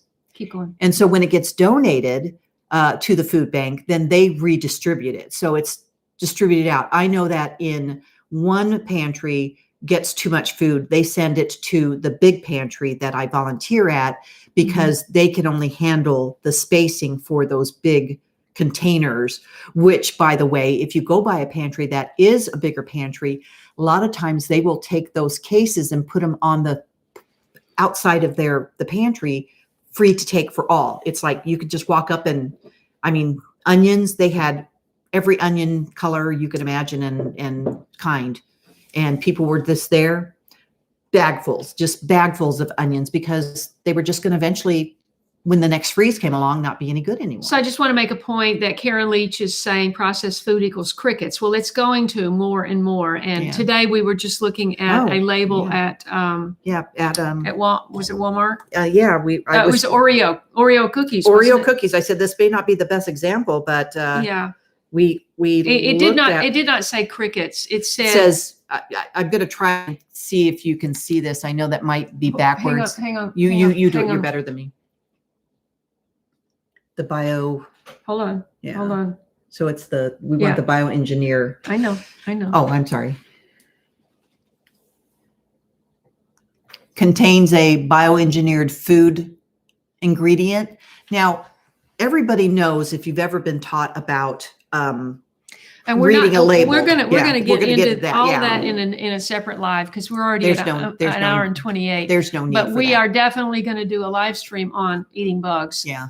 Let's see. And a lot of people, when you can cook from scratch and stock basics, Karen thank you says. very much. See, so. See, when you have the luxury, and let's just tell it like it is. It is going to be a luxury going forward. From everything that we hear, it's going to be a luxury to be able to grow your own food and it be healthy, and it be organic, and that we have that opportunity to share that, grow that, share that, sell it, whatever. Yeah. Make a living growing it. Barter with it, because we'll talk about with it. We'll talk about another time. We'll talk about what you can do to help. Right.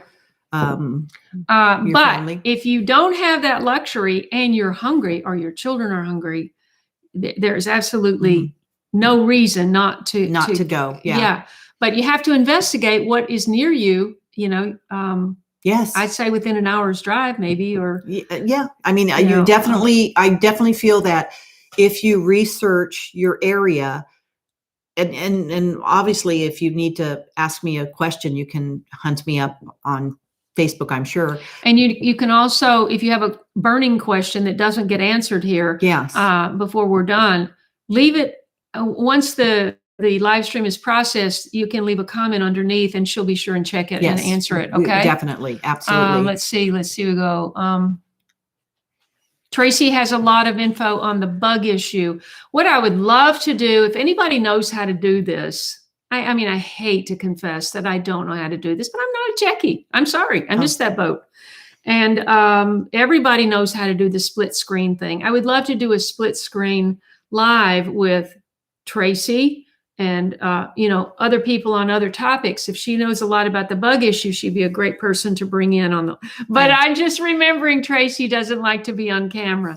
She can do a blank screen, but still talk. Yes. But as long as you can have the spring. We could just put a picture of a cricket. Yes. And that would be Tracy. Yes, that would be fantastic. Yeah, that'd be a good way to do it. So if anybody knows how to do the split screen thing, see, I don't have I know when you have a third party software for webcams that you can do all that fancy stuff like you see on all those channels. Yeah. But I'm just doing the YouTube webcam, and I've never seen any way to do that. All right, so let's answer Carol. Carol, you're absolutely right. You have to remember that sometimes people have lost their jobs, or they've been cut back in hours. More people are going to be losing their jobs. And more people are. You have to do what you have to do to feed your family. Mm-hmm. And my whole concept with me, because I went down a big rabbit hole about how pantries work and different things. Who's supporting them and who's supporting them. It's our taxpayers' dollars that's paying for all that food. For the life of me, you don't even know how much we're paying for that food. And so get it, preserve it, do what you can, share when you're going to need to, but also help somebody else. Right. My goal and reason I'm into Pantries is because I help other people, lots of other people. Seabass is talking about putting mealworms in pizza dough. Zuckerberg. Yeah. Well, we'll talk about that on that. Yeah. Right. Gabriella, they're eating fine over in Davos. Oh. All right. We already, some homework. Let's see. Yeah. Let's see. Yes. Video. Hazard standards. Well, I don't know if Joyce, I don't know if we'll do a video or a live on the bug thing. We'll see. Bugging and then bugging out. I think this other person is asking, Cynthia's asking about bugging out. That is a term used when what hits the fan? When whatever hits the fan, mm-hmm. and you have to move. You have to gather whatever you have in a backpack and you hit the hills. Because if that's what you're talking about, Cynthia, please clarify. Yeah, if we're talking the bugging out bag or bugging in. Shell Bells says Azure delivers in Chattanooga.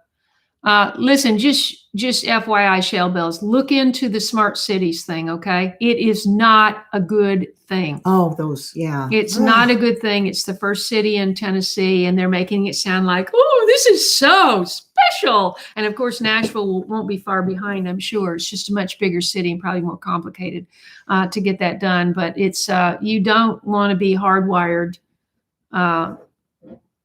Trust me, you don't want to be hardwired into that whole grid. So work hard to get disconnected as much as you possibly can if you live in the city. And let's see. Yes, elite, everybody better prepare now. That's the for sure. Elite say those that Hayden is saying hello from Hobart, Tasmania. Oh wow. Wow. Welcome very much so. Tell people where Tasmania is. I bet half the people on here don't know. I don't know. I'm hoping he tells us. So this is another thing that people have to understand. Where they want us. Rita for Liberty is doing what you said. She's taking people to the pantry. Absolutely. Where they want us and who controls the food, it controls us. If they control the food, they control us. You have to take your control back. And if that means going to a pantry to have control, go for it. I have been given cases of canned chicken, but I still can my own chicken because if I can find it for 99 cents or I'm given 24 chickens, I'm going to can chicken. Those who control those items are going to control you. So don't be controlled. Important question. Do you have to go to a pantry in your parish or county? That depends on the pantry. I know that in my area, I'm blessed to have found a lot of pantries. I can go to a lot of them. You research your area. Yes, Karen. And really research. A lot of times they want you in your zip code. A lot of times they want you to be like, I have one where I can't go to it because I'm not from their city. But if I wanted to, I could get my daughter's information because she lives in that city and go under her name. Anna Paula said she saw a pound of ground beef for 80-20, 80 lean, 20 fat for $13. And I was given 90 pounds because a pantry was cleaning out their freezer because they were moving. You gotta go. You gotta go. That's the thing. And she goes on a regular basis. And because I was given 90, I blessed other families that didn't make it, but all the 100 cars behind me were given 90. It's not just me that's sitting back there getting the food. All the cars behind me are in the line for the same thing, hoping for a loaf of bread, a gallon of milk, and they're blessed with all of a sudden, well, can you take a case of, hamburger? Yeah, okay. They throw it in. That's great, Shell Bells, but also eat the microgreens fresh. Yes. Not just dehydrate them. You're always going to get more nutrition in a fresh product. And raise microgreens and feed them to your chickens. If everybody can get chickens, I would recommend it. They were just talking about the eggs. They were trying to do something to the eggs. We'll talk about eggs in another. That's a whole subject. That's another whole Silly subject. Rabbit says, I drove a VW bug in college, and that's as close as to getting bugs going. I can't talk as he wants to get. Stephanie is from Dixon. Let's see. I've been working 2 jobs to afford to eat. I would love to have more time with my family. Mm-hmm. Oh my gosh. That's very, very, very true. And like I said, and your family needs you. They do need you. Yeah. They need you. And if going to a pantry allows you to spend your evenings with your kids, go to a pantry. They definitely are going to give you most of the staples. And again, well, everybody, if you can find one. We didn't find one here. Well, I found one I think we're going to check out. Oh, okay. But I want to research it. Okay. And that's the thing is, because I volunteer at them and I've talked to the heads of some of these pantries that I go through and really find out what's going on. They say if I didn't come and get the food, it was going to the dump. So if you think that, I don't need it, it's going to the dump and nobody's getting it. And if you can get it and you can share with your community, then you are helping just as much, because sometimes people can't go during the times. They might have a job, minimum wage job or whatever, but the pantry's at 12 in the afternoon and there's no way. Yeah. People only go there for certain hours because they're making time to do that. Seabass says, Sutton Days raised a year's worth of full pay for the truckers. Yes. To bring food to her she local did. pantry. She had a fundraiser, and because her platform was able to do that, they only bring trucks. I want to do that. Well, they bring in trucks. Please, everybody, hit that subscribe button if you're not already subscribed. I want to be able to help people. She was able to raise enough with her following because it costs so much per truck to come in pantry-wise, so that pantries could come to her area. Because she's I see. She raised enough money and then went to nothing to do with the truckers. The trucker movement. This has the truckers going to her pantry. I think it's the truck is the pantry that's going to come. Got it. I think it's, and I may be not 100% correct on that, but I know she did a wonderful job. And she was bawling. She was so happy because she was just trying for one truck. Right. Mary Ann, she's not sure if people should take food from a pantry if they don't need it, but only if you are going to be able to share it or preserve it, and then you can share it. And save it from the landfill. Because it's going to be dumped. I mean, I remember this story. This is before, this is years ago. And they were talking about how, because so much produce comes from Mexico and everything has to be perfect. Yes. Because people won't buy a tomato that's got a little blemish. Yes. Or a little indent. Do you buy blemish? Heck no. No. And every one of my tomatoes from my garden is absolutely perfect. No dents, no blemish. No, I'm kidding. Yeah.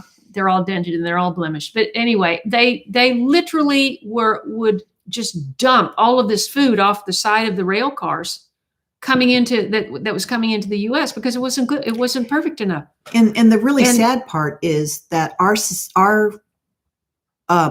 society or our country, our state, whatever we are. Right, Daryl. Yeah. They absolutely waste more food and need to have better ways to get it to people. Shell bells, yes, these are pantries like local food banks. Yes, Same food thing. banks. You can find food banks, and most states have their local food bank, and they will tell you when they're going to be. And I'll tell you, when people line up for those, there's 500 plus cars sitting in a convention center area. 500? Driving through to get the local food pantry box. Wow. Yeah. Val says dehydrating this time is good. I'm not sure what you're, okay, but hi, Val. Let's see. That's right. Suey says I purchased 4. Famine. Yeah. What is purposeful? That means that they're famine? Deliberately making us starve. They wish to starve us out. For sure. Yeah. I purchased 4 cases of regular and unleaded coffee Look at the one at Aldi in jars, strictly for bartering. Yeah, I was going to say, that I want to do that too. Yeah.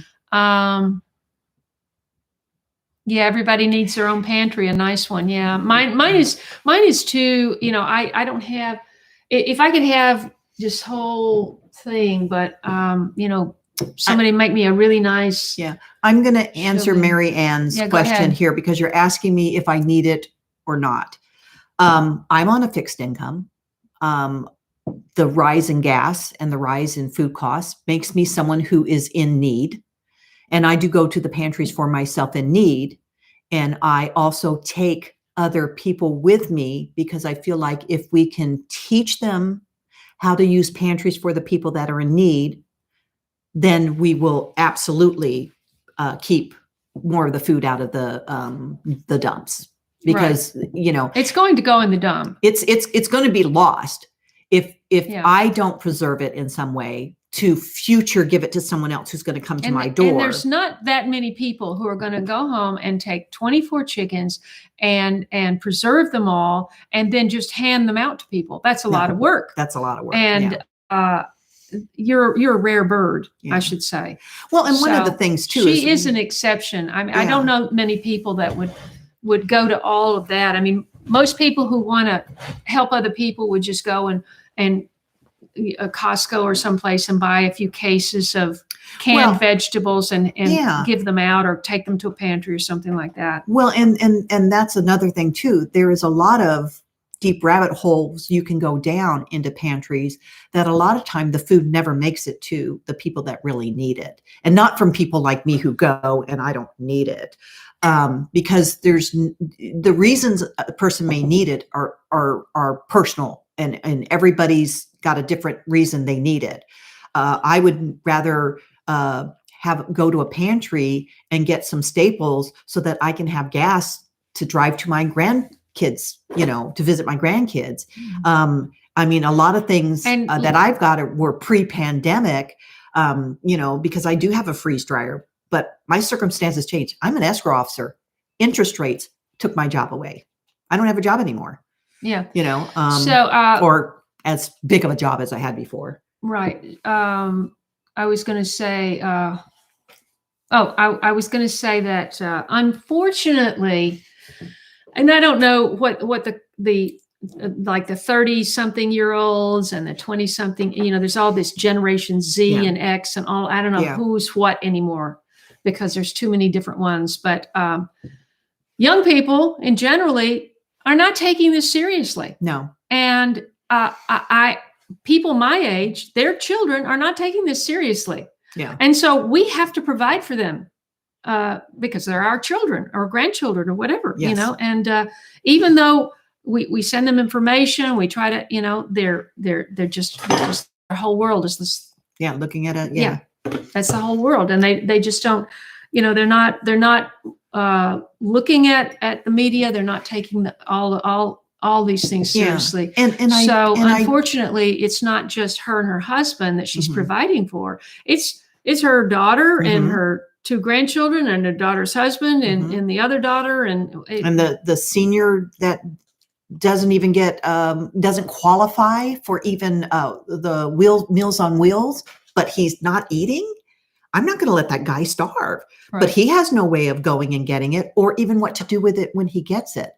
Because I'm versed in canning and prepping and everything else, I'm able to take what is going to be discarded, turn it into something that has value to other people. Right. Do I benefit myself from that food? Yes, but I'm also a person who has the means to go and pick it up, get it, process it, and deliver it out. And buy a pressure canner. Yeah. Let's see, Jeannie had an important point. If you are building yourself a pantry, make sure it's earthquake proof. Yes. So that's why I haven't used this, because there's nothing on the front. Well, of course, it would be easy to put something on the front. Yeah, just a little railing. And also, too, a lot of people bolt them to the walls, but we're from California, so we're used to a little bit of shaking. Yeah. Michelle is saying hello from Florence, Alabama. Let's see. Many things we see now, we are in the biblical end of days. Many people think so, Neolog. Yeah. Jill Klein is here. Kaye is here, and I would like to know more about the insect issue. Well, this was just a bag of Oreos. Yeah, and so it says it won't in the ingredients. I'll read them very quickly. It says sugar, unbleached, enriched flour with wheat flour, niacin, reduced iron, thiamine,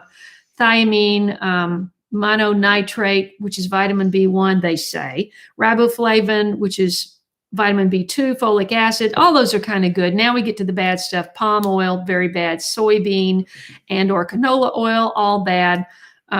Cocoa processed with alkali. I don't know if that's good or bad. High fructose corn syrup is bad.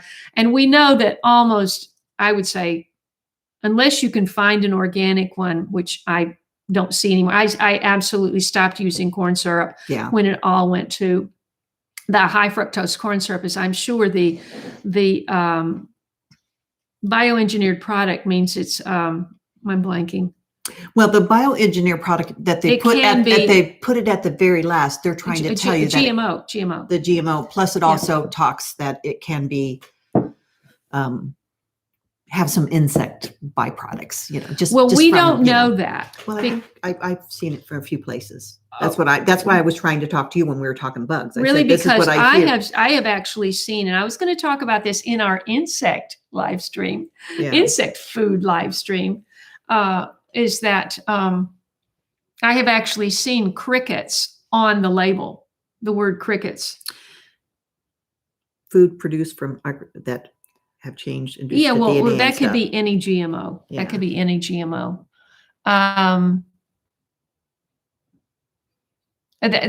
Jill, that's why we have to know where our food comes from. Yeah. And the meat issue now is so critical, because if you know who BG has his way, he is going to have this mRNA in industrial beef, and not everybody can afford grass-fed beef, grown by your local farmer, especially if you're shopping from a food bank. I mean, the last thing you want to think is that you're getting this mRNA through the food, or water, or whatever. But I mean, that's their intention. Let's see. Joyce Johnson. Let's see. Yeah. Stephanie is pointing out that those are best buy dates. And very often it doesn't say best buy. It says packed on.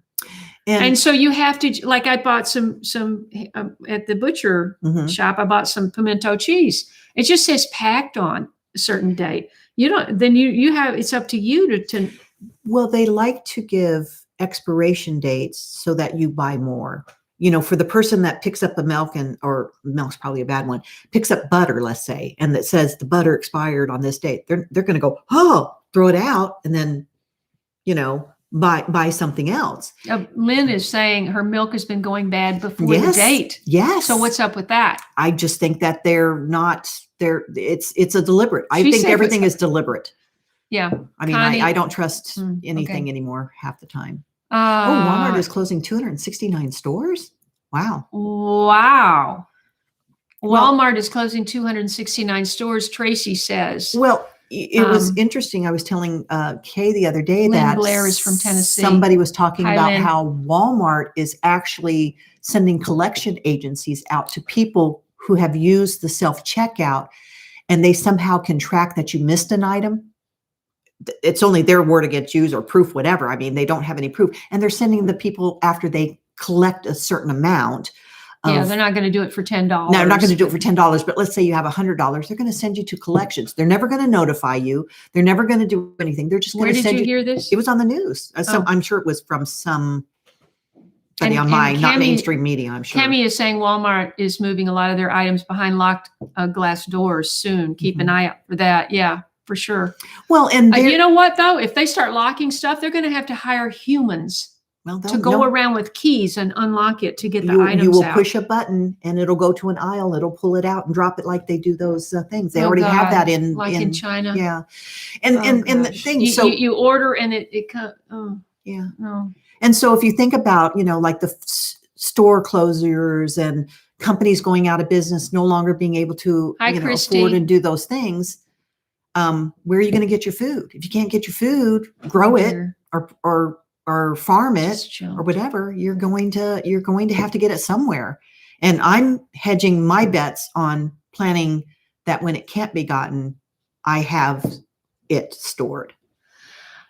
Jay Cree, hello, buys coffee beans in bulk from Costco and puts the bags in food saver bags, perfectly sealed, which will allow them to keep for quite a while. I will not be without coffee. Put it in a Mylar bag and put an oxygen absorber in it, because that's the best way to preserve anything but salt and sugar, because salt and sugar will turn hard. But with the oxygen absorber and stuff, but a Mylar bag that you can seal up. So the food saver bags are not long-term storage. They're not. No, right? No, sadly they're not. Maybe a year or two. A good Mylar bag. So Jay Cree, just make sure you have some in Mylar bags as well as your food saver bags. They don't seem to want to hire us middle-aged people. Who? Anybody? Anybody. Who are we talking about? Just anybody. They don't. Well, they don't want to pay insurance. Well, they don't want to pay. If they want to control us, have you not be able to get a job? Have you not, so you have to go on their food stamps or the food pantry, all these things, again, it's all planned. I'm not, I did that deep dive into how the food pantries are subsidized. That's why I don't care if I go, as long as I'm sharing and getting other people to learn. Absolutely. Okay, I am blessed. Kaye, what do you think about the 15-minute cities? Oh, it is enslavement. Mm-hmm. It is entrapment. It is control. And if they had their way, they would build just one big, humongous building where you just walk out and there's the store and you walk back. And no. Well, look at how other countries. We cannot allow this to happen, folks. Well, and I think that when you look at other countries, especially countries where that's what 2A is for, okay? Yeah. Look at what they did to all the people, or are doing presently to the people in China that live in those big, tall buildings. They can't even get out to get food, and they're jumping and trying to get themselves out of the situation they're in. They can't. And this is all because, thank you, Dawn, because they all say that they have a, this, jabby, Kobe, whatever it's called. I got Tess says, I got a tomato that was sprouting on the inside. Is it safe to eat? Yeah. Yeah. Or plant it. Or plant it's trying to tell you it's trying to survive. Yeah. It's trying to do its thing. Yeah. And that you'll find that in other vegetables too, occasionally, not too often. Marianne volunteered for an organization who took food from restaurants. Yeah. Restaurants. Yeah. Yeah.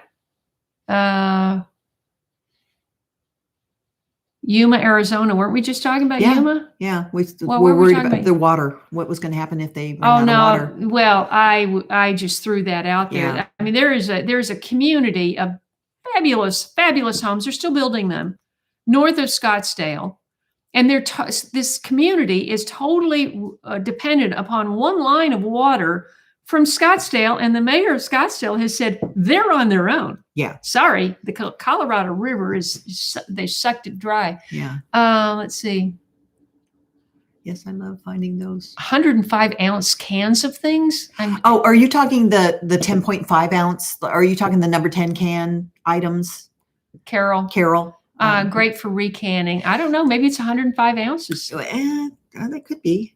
Well, and the only thing, Carol, about buying them that bulk, once something is canned, it depletes its nutritional value. Janine, look in Pikeville. Yeah. Pikeville. And then, Carol, once it's depleted because it's already been canned, and then you recan it to get it in smaller sizes, you're depleting its nutritional value a little more.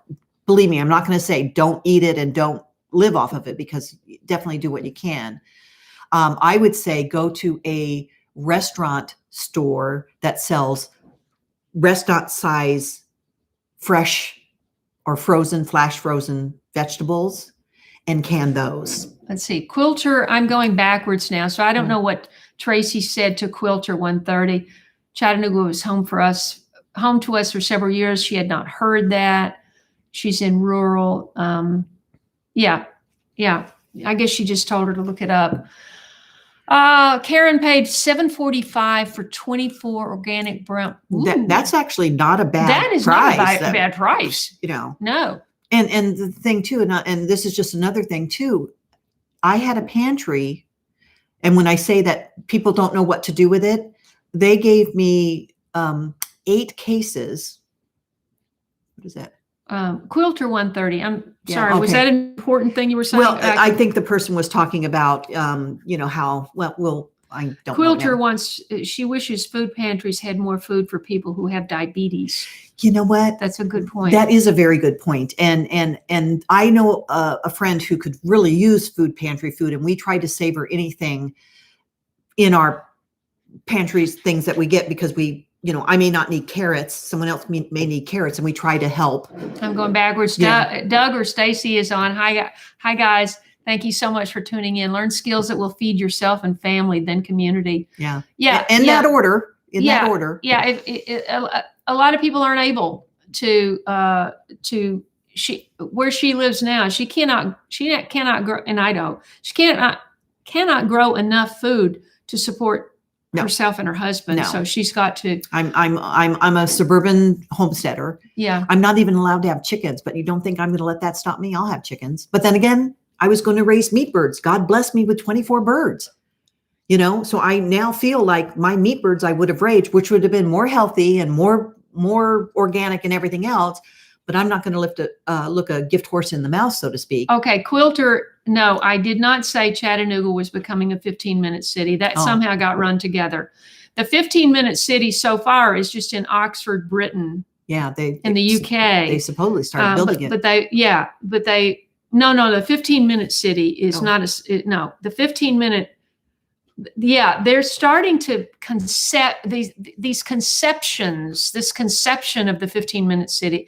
They're just in the conception stage now. How do we provide housing, food, entertainment, and everything for literally millions of people within a small amount of space? So it's going to take a while for them to figure all that out.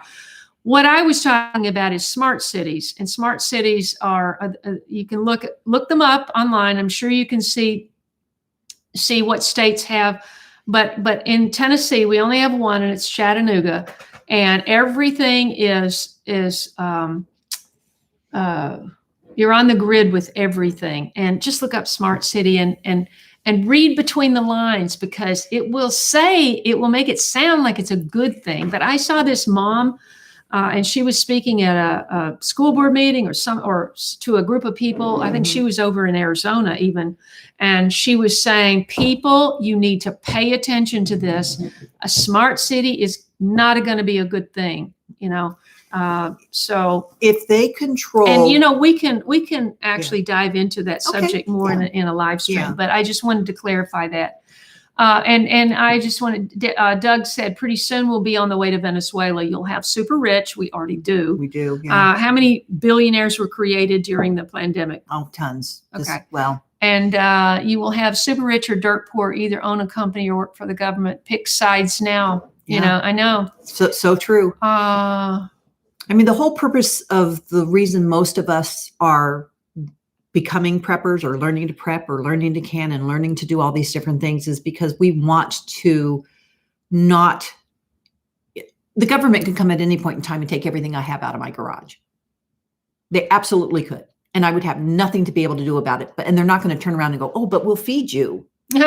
they'll take Sure. it because they have to feed somebody else. I mean, this is, hopefully not tomorrow, but that's my plan for the future is keeping as much stored as I can and keeping my family alive. And I know we were possibly going to talk about a freeze dryer food, but a lot of times you can look on Marketplace and somebody else is giving up their preps, and you can make an investment in someone else's preps at a very inexpensive Didn't price. you tell me you picked up some 25-year food that Well, it's supposed to expire in 2035, which for me, I mean, I'll be up there in age when that expires if I don't eat it for myself beforehand. Well, we don't have to worry about it. And it was freeze-dried food, and they had more than they needed. And guess what? Oh my God! Oh, Thank you, Doug. Woo! I don't get the truck, but I get $200. Woo! Woo! Woo! Woo!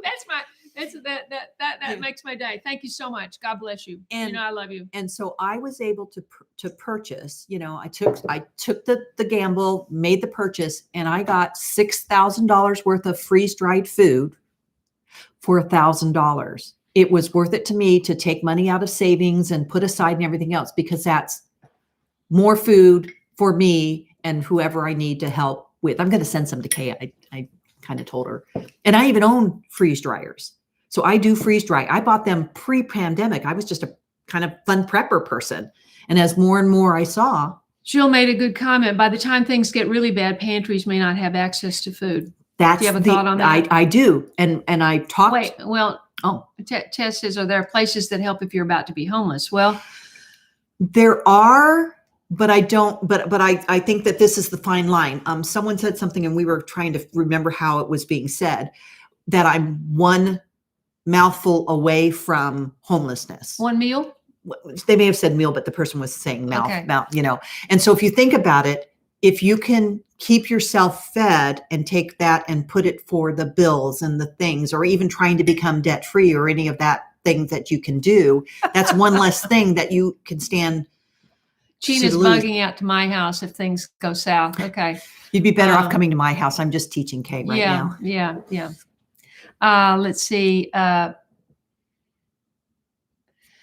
Yeah, I'm not sure where Smart Cities started. It may have actually started here. I have to look that up. Let's see. Do a video on info you collect about the whole bug thing. Yeah, we will. We will. Kim Curley is writing from Africa. Now, oh, wow. Kim is a male or female name, so Yeah. let us know. And do you have a garden? And have you been here before? Welcome. Let's see. You're welcome, Cindy LJ. Thank you so much. Let's see. Ooh, maybe we. No, Stephanie, I hope I've cleared that up. I'm going backwards. It's going to be a long time before they have a 15-minute city. Believe me, the infrastructure of that is just on the drawing board, so to speak. Well, that'd be a computer. Charmaine is here. Didn't get a notification. Can you please check your button, Charmaine, and see? Let's see. But thank you for watching tomorrow to catch up to all the things that we discussed. When do you want us to do the next live? Can anybody comment on that? If anybody hasn't smashed that like button, please do. Let's see. Not tomorrow. We're canning tomorrow. No, we're not. We can't do it tomorrow. Oh, okay. No, I meant the canning. We're canning tomorrow, so don't do a live tomorrow. Yeah, I know. Okay. I know. I got that. Deadly Wound says, my grocery store IGA brought in pallets 4 feet tall filled with chickens, another pallet of beef, and another of bacon. People are stocking up. Yep. What's an IGA? Independent Grocery Association. Okay. I don't know. Yeah, could be. Yeah. I don't know. It's a small grocery. I would say make friends with a farmer. Find your local farmer, whether they be a chicken farmer or a beef farmer or whatever, and really invest in. I think I wanted to say sharecropping, but that was different. We are even allowed to glean. Yes. By the way, if you're not watching Doug and Stacy, get over there and hit that subscribe button, click that all button, because And Stacy, we want more fermenting. Yeah, I want fermenting. Yeah. Does Stacy have a fermenting? I bought some beets. She has a plate. Yeah. Oh, yeah. I bought some beets. She doesn't like beets. Yeah, but I'll I'll teach her to Maybe she has a Beats video. Yeah, I think she does. She's Top pretty good at Cat that. just found Doug and Stacy this morning. Fantastic. Absolutely, yeah. They're very off grid. Dale Parks likes Doug and Stacy. Boy, I missed you. I missed it when you came on. Let's see. Love you guys. You got a lot of fans here. Let's see. Yeah. Top Cat is saying you have to look at the manufacturer info to see it. For example, Ritz Crackers says it on the box by the manufacturer. Taco shells too. But I've seen it on those like new. We're going to do this in a different. Yeah, we'll do. No, I will say one other thing, because this was another person I heard talking about that Hellman's mayo. That's probably because it's canola oil, and all the canola oil is GMO. There was another person who said, I don't have the ability to garden. I don't have the room. And he went around to people that did have room and asked them, can I do a garden on your property? And he had about 10 people that he went around and gardened with, which gave them product, but also gave him product. So he co-gardened with them on their property.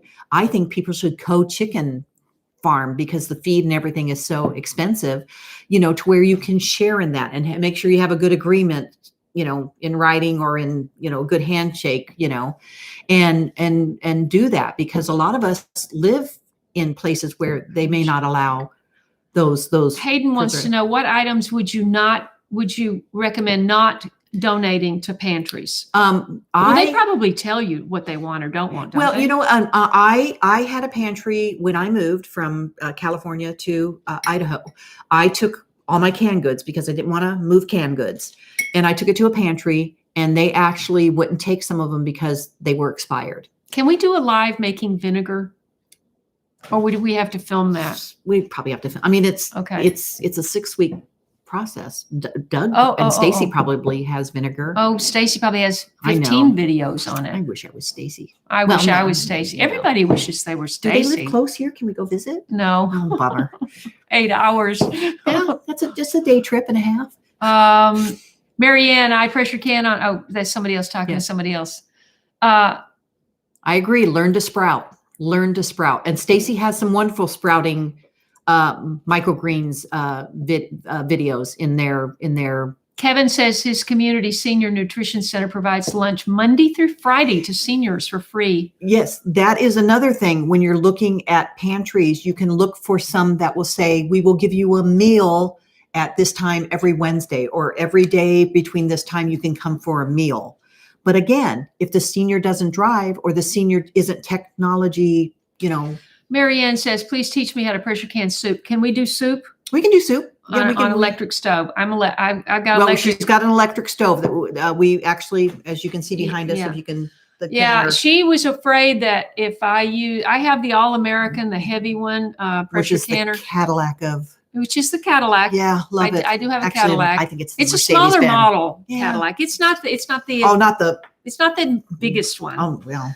But it is, anyway, she was afraid that it might crack my cooktop, which I have the glass cooktop. And I didn't choose it. It was here. And she said, if we crack that cooktop while she's here, and I won't be able to get that replaced, and our pressure canning is off the rails. Yeah. And I promised everybody videos, pressure canning. So I can't go off the rails. So we went down. We got a Presto. It's back there. Presto. Which I guess it's just lighter. It's lighter. Yeah. It won't. So Marianne, just stay tuned to my channel, please. Yes. We'll be doing them in the next couple of weeks. They'll be going up. We can't do them live. We will do them in bits because it does take time, as most content creators know. I'm going to have to scoot down because we're already at 2 hours. I've never done a 2-hour live before, but I didn't have a great guest either. Oh, thank you. Let's see. I think someone asked about dumpsters. We could do a dumpster diving one, but then that would be crazy. Yeah. Let's see. I've already answered also, that. too, if you don't subscribe to Kaye, subscribe. I mean, we're trying desperately to make sure that we get as much knowledge out to people as we can. Yes. It sounded like you were going to say something else to that. I don't know. Okay. Maybe I was. I have ADHD, adult ADHD. It goes in and comes out faster. Yeah, let's see. Yeah, so I did all that. Ageless nerd. Yeah. Hey, ageless nerd. Loves Doug and Stacy. I just went back to see what I missed. Charmaine, hello. Let's see. Let's see. Okay. All right. Let's see. There's a your last is Dawn. I can't pronounce your other. Dawn. Yeah. We can for our dogs too. We make our dog food because as responsible humans, we need to make sure we are taking care of our animals too, whether they be house pets or whether they be farm animals. Yeah, we were already on that, I know. I was going to make another comment about the 15-minute cities, but we can save that for another video. Let's see. You did the diabetes. Yeah. So wait. Yeah.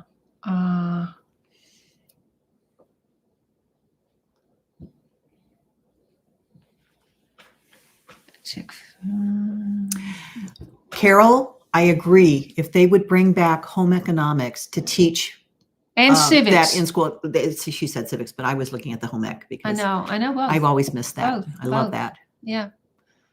But they won't. No, because they've got other agendas. Yeah, I know. I'm so glad I don't have kids in school. Wow. Well, if I had kids in school, I would be homeschooling, period. Yeah. If this was happening when my kids were in school, I would have homeschooled, and they probably wouldn't have had the best education because I'm common sense smart, not necessarily book smart, but I would have still done it. Yeah, me too. Yeah. Marianne says, if a child in a school cafeteria doesn't open their carton of milk or juice, it has to be thrown away in Massachusetts. Well, I'm sure that's everywhere. I'm sure, they used to give kids school lunches. Why? Because it sat there on their tray for 20 minutes? That's food waste. I'm, like I said, the waste, I want to have a wasteless kitchen. I don't want no waste.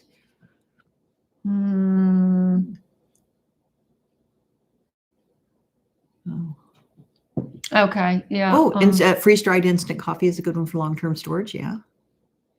Anything freeze-dried long-term is really good if properly dried and, up to 25 years. And personally, if that's all I had to eat, I would take it after 25 years. Deadly Wound said gasoline prices are going to skyrocket. And that's going to totally affect what people can, not only gasoline, but heating oil. Mm-hmm. I mean, I just hope we can get through this winter. Well, the sad part about it, especially in without the heating oil. Yeah. I mean, the heating oil situation in Europe is really bad. There's going to be in the Northeast. There's going to be Massachusetts. There's going to be very high. Lots of casualties. And I saw a woman interviewed in Massachusetts who was saying it's going to be a choice between being warm and eating. Yeah. And so, and if they had a food pantry, the choice would be they could heat. And that's an even more important reason to do it now. Yes. Don't wait until you are in need. Do it now and get some of that stuff packed away so you can help your neighbors, I mean, I hate to show my pantry, but. Yeah, a lot of people are going to be laid off, Tess. We have to really.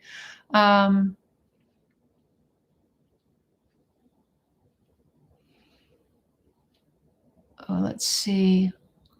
Ruse Mountain Home. Do you want to show that, or is that? Yeah, go ahead. Kaye's better at showing than I am. You know how your system works. Well, I was just going to see if it's a vertical photo, so can't do much about that. But that's her pantry. That's my canned goods that I personally canned. I also do a lot of tinctures. We're going to get into that could be another whole channel thing or live. Learn how to make your medicine. I don't know if we're going to do a live or if we'll film that. We're also going to do some 2-minute. I have really put this off doing shorts because YouTube has this shorts feature, and I know a lot of people just scroll. I did it last night. Yeah. I'm like scrolling through all these shorts. I must have seen like 20 videos of Celine Dion hitting the high notes in these shorts, and I'm going, hey, I need to be doing that. but I would like to actually make a short rather than just taking a piece. I know you can just take a piece out of an existing video and then you don't have to create new content. I'd like to do both. Just haven't found the time. Rue says here in her county of Northeast Tennessee, the pantries run out of food before they run out of people needing. You know food. what? Yeah. I have seen less food given out, which I think is kind of a sign of the times to come.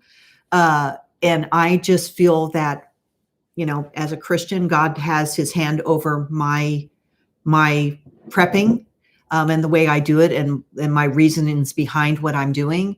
And I'm just very much been blessed. And I try to bless as many people as I can with what I get. Tracy says young people don't have enough years under their belt to see the abrupt changes that have happened in a short time. No, they don't. They have no expectation of privacy anymore either, which is so important to us. Yeah.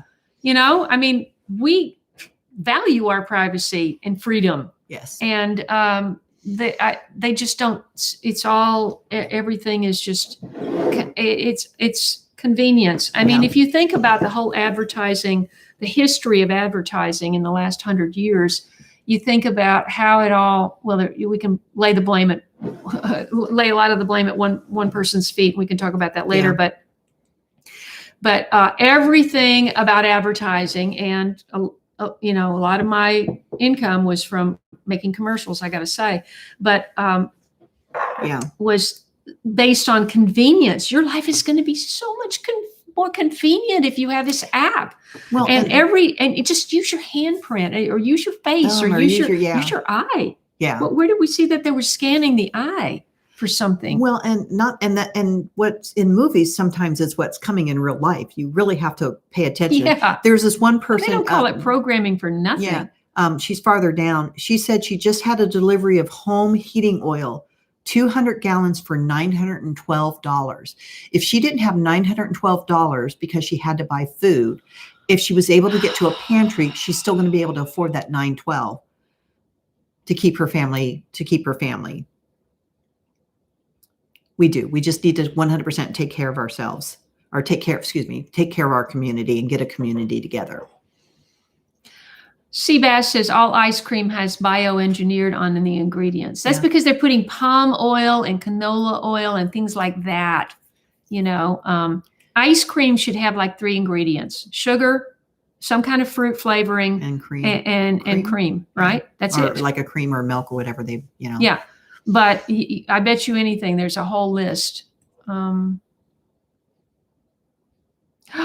Jay Cree won a Godiva gift basket at Christmas, and 7 out of the 10 products in the basket said bioengineered on the label. I threw them away. Oh, that's a tough one because you throw food away. I mean, it's technically it's chocolate. It's tainted food, but it you know, it might keep somebody alive for another day. Well, and that's the hard decision I think that you have to make, because at some point in time, the decision is going to be taken away from you. It's already being taken away from you. The decision to have, you know, everything that you need and grow everything. I couldn't get a tomato to grow last year. I had like 13 tomato plants. They did not ever turn red. Even when they were off the plant, green to prevent the next freeze, they never turned red. And we can talk about all that in another video. Yeah. That's a whole other big topic. Bioengineered food ingredient means detectable modified genetic material. Yeah. Oh, that's like, okay, that's an umbrella for so much. Yeah.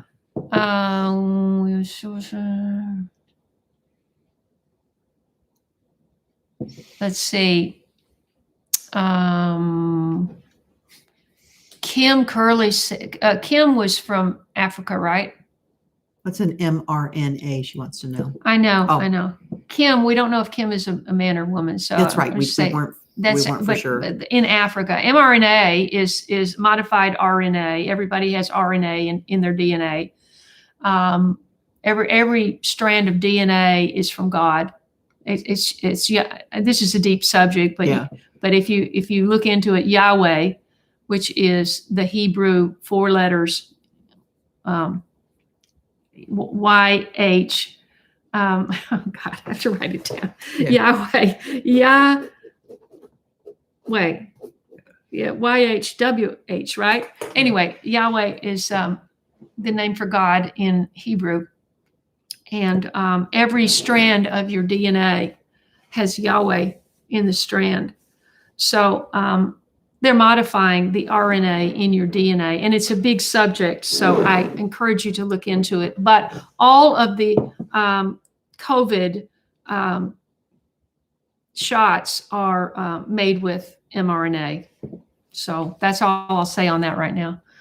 Let's see. Drink raw milk if you can find it. Not hard. It's not easy to find. Well, and also too, there's regulations in most counties and cities and countries, or not countries, I guess, where they tell you can't even drink that because it's not pasteurized. They haven't done their due diligence to it yet.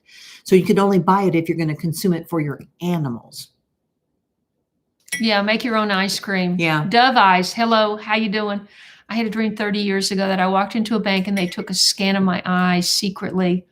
Ooh, gosh. I just thought of a dream that I've always remembered. We need our oil industry back. We need people we need morals. Yeah. We need God.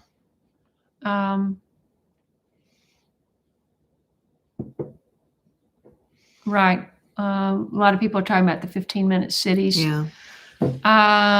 Hey, Pamela's here. Let's see. Oh, thank you.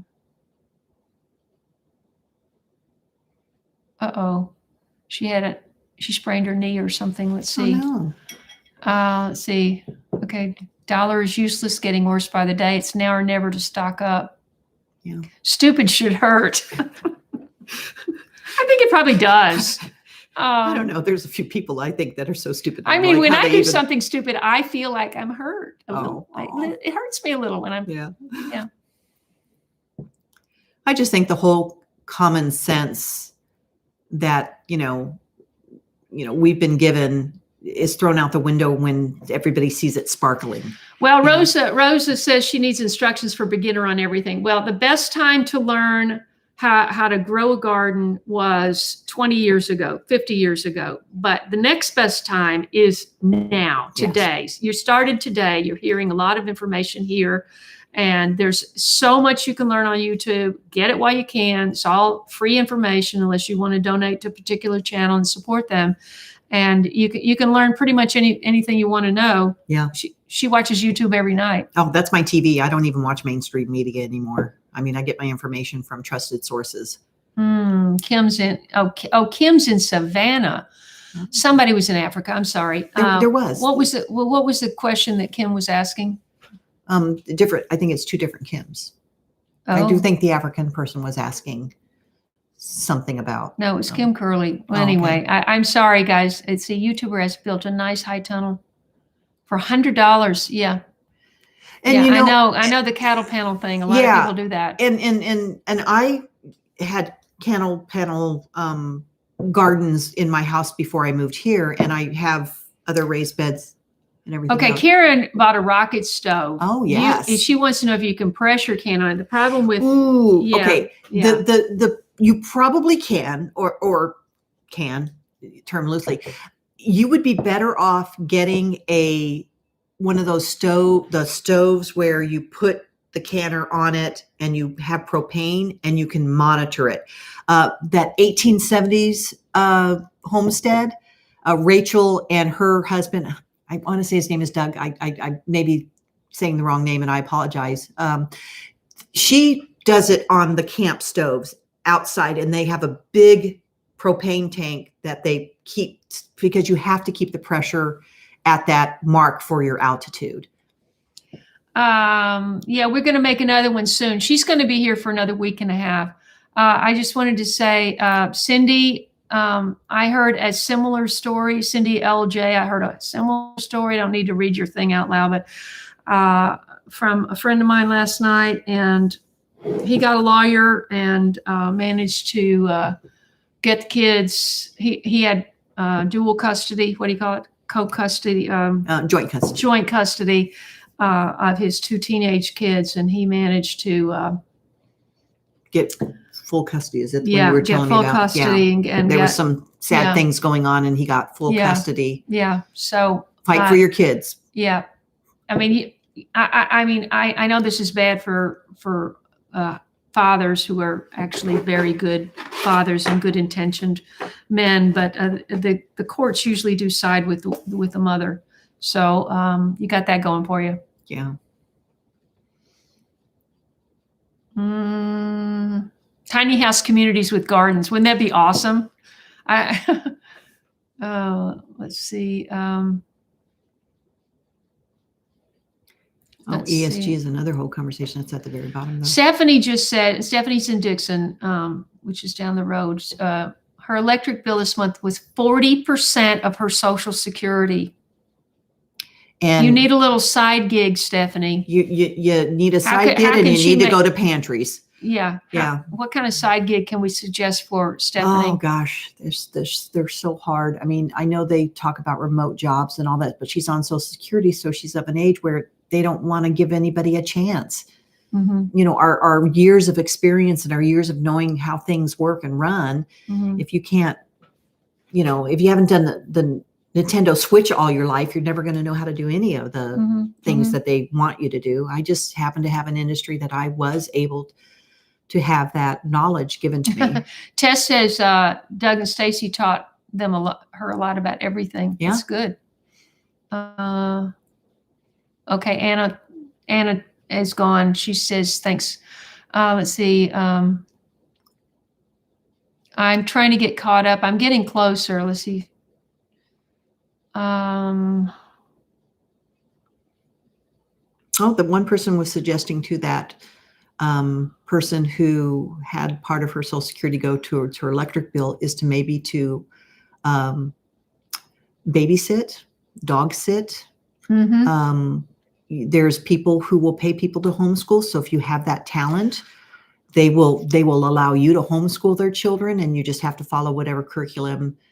You know, obviously, if they're homeschooling, they're probably on the right track, and you can do that if you have that ability. Dog walkers. Peggy says she read that Cleveland wants to be the first U.S. 15-minute city. Well, I hope that doesn't happen. I really hope we don't have any. I hope that the people that we keep waking people up, and that they rise up and say, no, sorry, we don't want to do that. What they're doing in Oxford is very different from what they're talking about the 15-minute city. The visualized 15-minute city is one where it's all new building construction, and it's like a mall or something. You live here, and there's a door in your apartment, and the subway goes by, and the child steps out, and then you go over here and you go to the store, and then you walk. No. The whole thing has to be built. What they're doing in Oxford right now is they're putting up, I forget what you call it when you can't drive through. They put up a pole. Barriers. So, it's a pole. It's got a name. Some name, UK name I didn't recognize. But anyway, so that you can't drive through, and you can only drive within your 15-minute area. Mm-hmm. And you can only go outside of your area 100 times a year. So you have to do all of your shopping and everything within your neighborhood. Yes, I saw that. And it can't be, the whole neighborhood is 15 minutes from any one part to another. And this is the idiotic thing they're trying to put over on the people in the UK. And you have to remember, once they control you, like they're trying to do, get that back. They never are going to give that back. No. And they can stop the controlling at any point in time. I mean, I had solar in California because Tess. the bills used to be, $400 or $500. We had solar, we had backup. They still tried to tell us we couldn't use our solar at peak hours, but the peak hours were from 4 to 9. Well, everybody's using their stuff at 4 to 9. So if you didn't have your grid holding your stuff, what good was the $32K we had to pay for solar 20 years ago or 15 years ago? Quilter where is this place, or how do I find this? Can I just do a search online to find that? What's this? She's just talking about raw milk. Sybil Mona, I don't like the tiny house thing. It seems oppressive. A tiny house with your own garden connected to another tiny house with a garden and a whole community like that. As long as it was yours and no government entity was controlling it. Right. That I could see that could be. I think it would be liberating. Yeah. To not have so much stuff.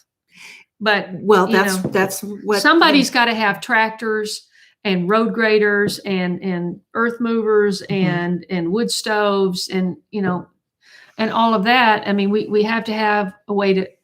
Gosh, this is like 2.5 hours. I've never done this. Wow. Who's ready to go? Go? Stephanie Joy Roundtree. I'm looking on my phone to see yours case catching up. Very smart to be debt free. And I believe. Wait, is Quilter 130 the people that I've communicated with over in? I don't know, honey. The shoe repair store. They said someone did say something about it. Get a shoe repair store. I didn't realize if we have communicated personally.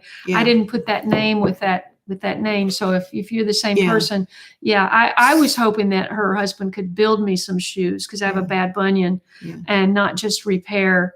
But she said he's not going to do that. So I'm going to go back to Stephanie because you made a very good point.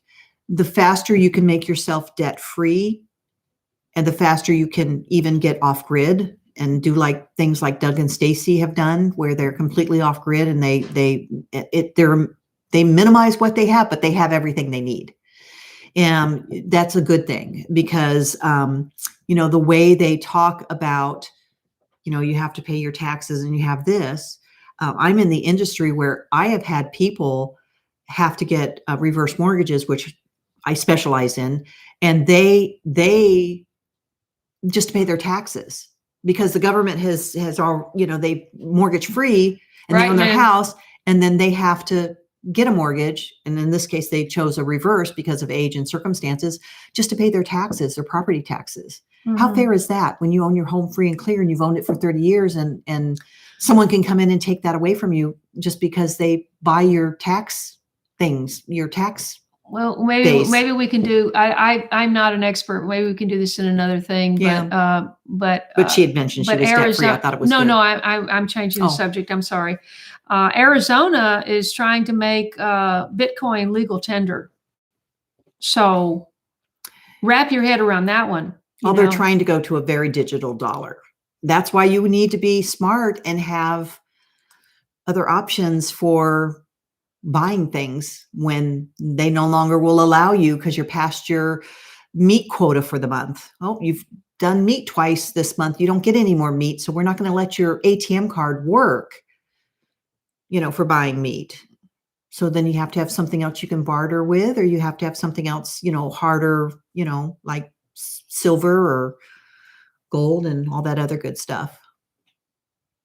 Sovereign citizenship excludes you from the IRS. Yes. Well, we're supposed to be sovereign citizens. Yeah. We're supposed to be. Kim Curley, did you see that I'm doing 4 jars? I don't have the, I don't have the discount code yet, but I will. I'll put it. Yeah, we'll reach out to them and make sure that we have something. So if you would like to, you already have them. If you love them, you probably already have them. But if you're going to buy more, you can buy them through my link. Mimer Mimer said something, and Sybil Mona says this is great. You ladies are doing great. Thanks so much. Seabeth says communists will not put up with that. Read your history. I'm putting a tiny cabin on my land. That's a great idea, and I would love to do that if it wasn't so hard to get the whole septic thing. I'm glad to hear that, Stephanie. God bless you. Let's see. Mamer. I don't know what the first comment was because it jumped. Yeah. And very entertaining. Haha. Let's see. Very entertaining. Stephanie loved them. Amanda and Randy. I don't know. Maybe that's another. Glam prison, a cell, glorified closet. I can't do it. Me neither.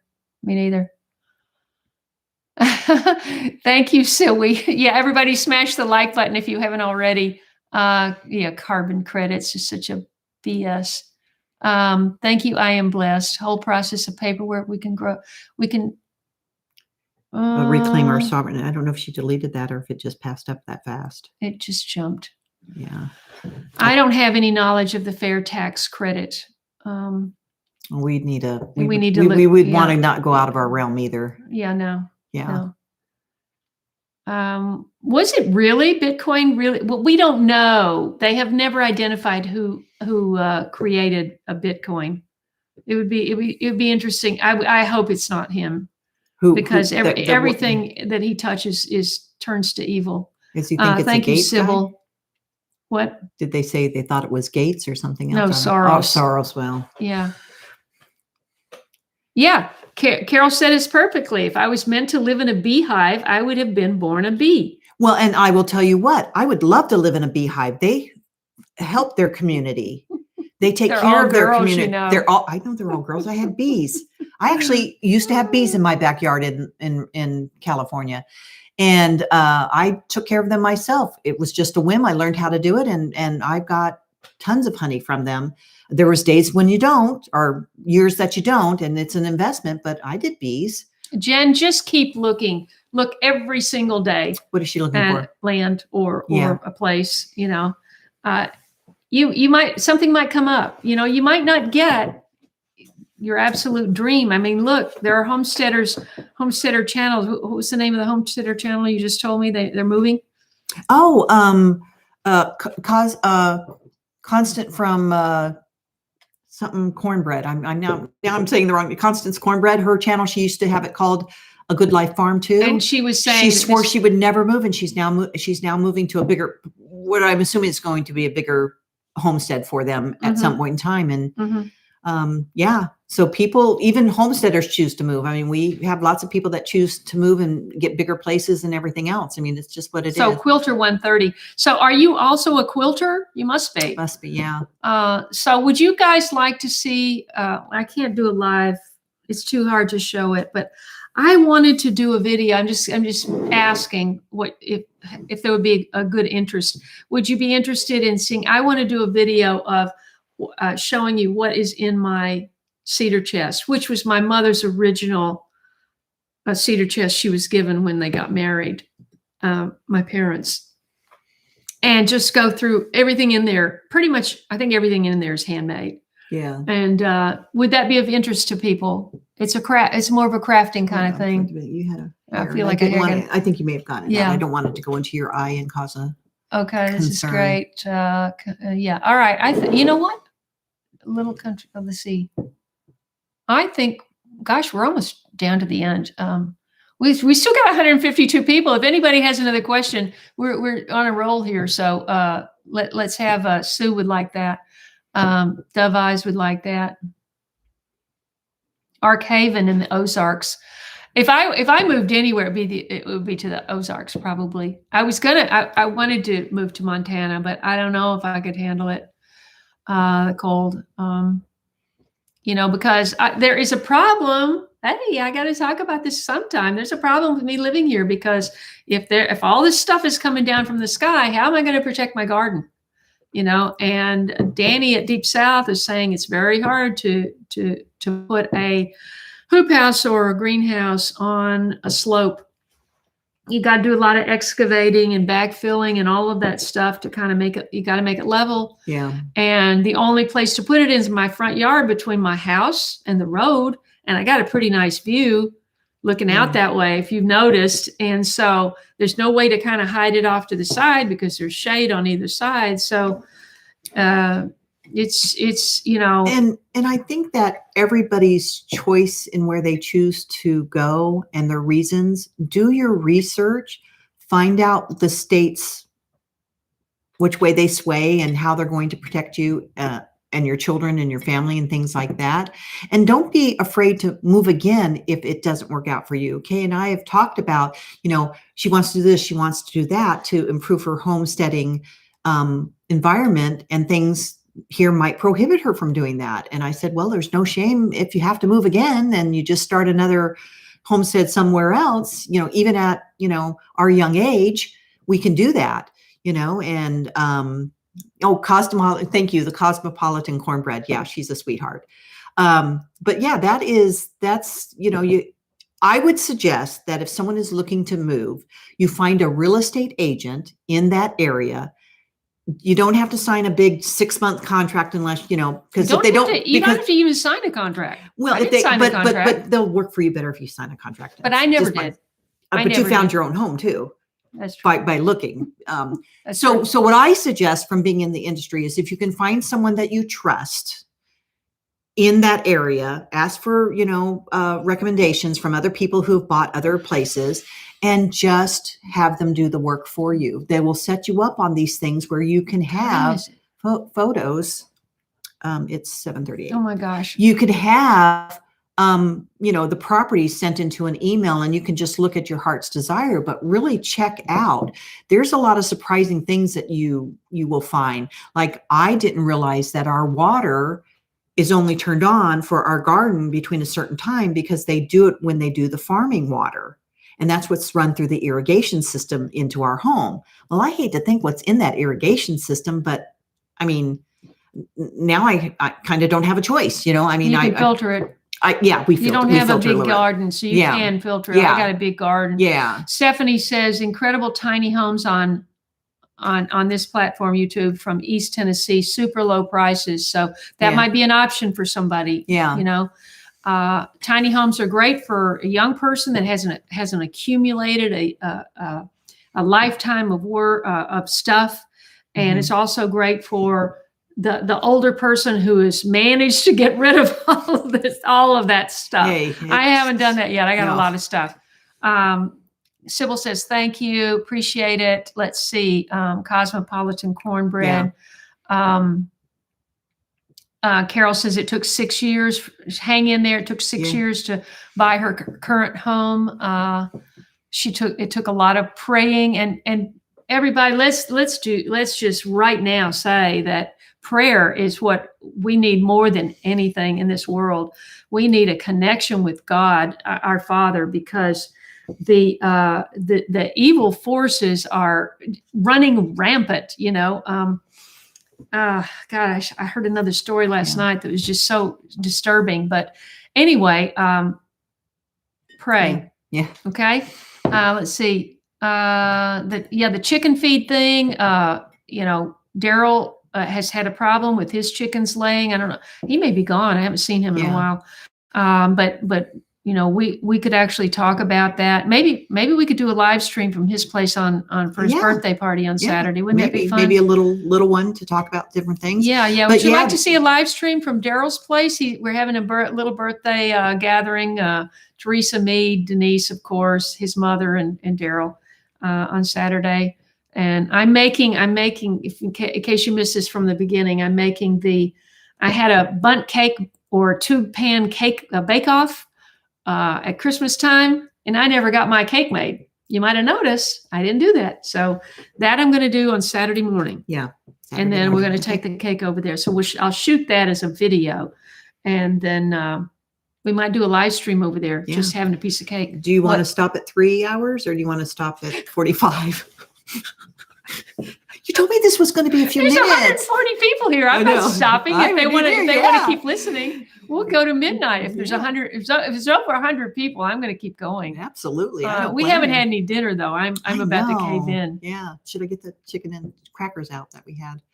I ate all mine. I didn't. You go get yours. Yeah, and I'll eat it in front of you. Yeah. But it's rude not to eat. Sue says that would be awesome. I think that was the cedar chest one. Let's see. One of them did want to see your cedar chest opening. Okay, let's see. The goods in the chest, absolutely.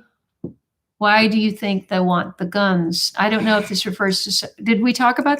We did not talk about guns. Maybe someone else mentioned it. Yes, the reason they want your guns is because they don't want you to protect yourself and what is yours. And that's all we really need to say about that. Yeah, and the only people who have them and doing them for bad are the people that get them illegally anyways. Yeah. So, good people don't use those as. Pamela says, no, keyword allow, no such thing under the Bill of Rights. No. Yeah. No. We right. Yeah. There's just a lot going on in our world. Lynn says we cannot get away from the earth that's crying out. Yahweh will clean it up. We will level up to Father. Amen. Oh. Amen, amen, amen, amen. Yes, Teresa, people need to co-op. Neolog, if you have to go milk your cow, we understand and we're jealous. Yeah.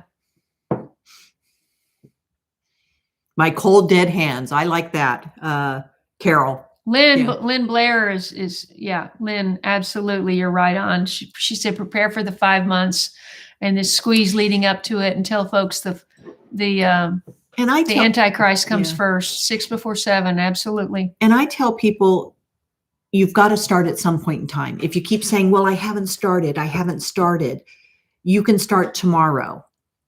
You can start, doing things to help with your supplies that you will need. Everyone tells you start with 3 months. So one person said, start with 1 month, then go to 2 months, then go to 3 months of supplies. You're crazy, but if I had to and nobody came and took it from me, I could feed my family of 6 family members for an easy 2 years with not ever having to get it from any place else. So obviously there'd be some bartering and all that other stuff in there, but 2 years. That's a good point, Suey Wabbit. And I'm going to point that out to her, and it's already there. And so hopefully, we're not going to go through that again. I just wanted to mention there's somebody named Chug Tails. Yeah. I grew up with a guy whose nickname was Chug, and I hadn't heard that in a while. Was that his last name too, or is that? No, that's the first name. No, I meant. Well, I don't know. Yeah. Your Google name could be anything. Yeah. Jeannie is just mentioning the Georgia Guidestones. Boy, didn't that come and go just like that. Left the news cycle in about as quick as you could blink. It's really incredible. There's Kimmy. I like to go to Mexico. Well, the thing about Mexico is there's a lot of good things about Mexico, but the bad thing about Mexico is they're totally run by the cartels. So you gotta do things their way. You're kind of choosing one. They leave you alone as long as you leave them alone. Yeah. Donna's asking, would it work? I guess you mean for a greenhouse where my side garden is located? No, because the sun is that way and the garden is that way. So in the winter, it's very limited sun over there. There's a lot of people that have the hoop houses and the garden in their properties. A lot of homesteaders. I thought about doing that over there. Yeah. But if it wasn't a 2-story home, I think so. But that's what the house is. Ruse Mountain Home. Kaye, you could build a Wally Peony. What is that? I don't know. We're gonna write that down. I don't know. What is that?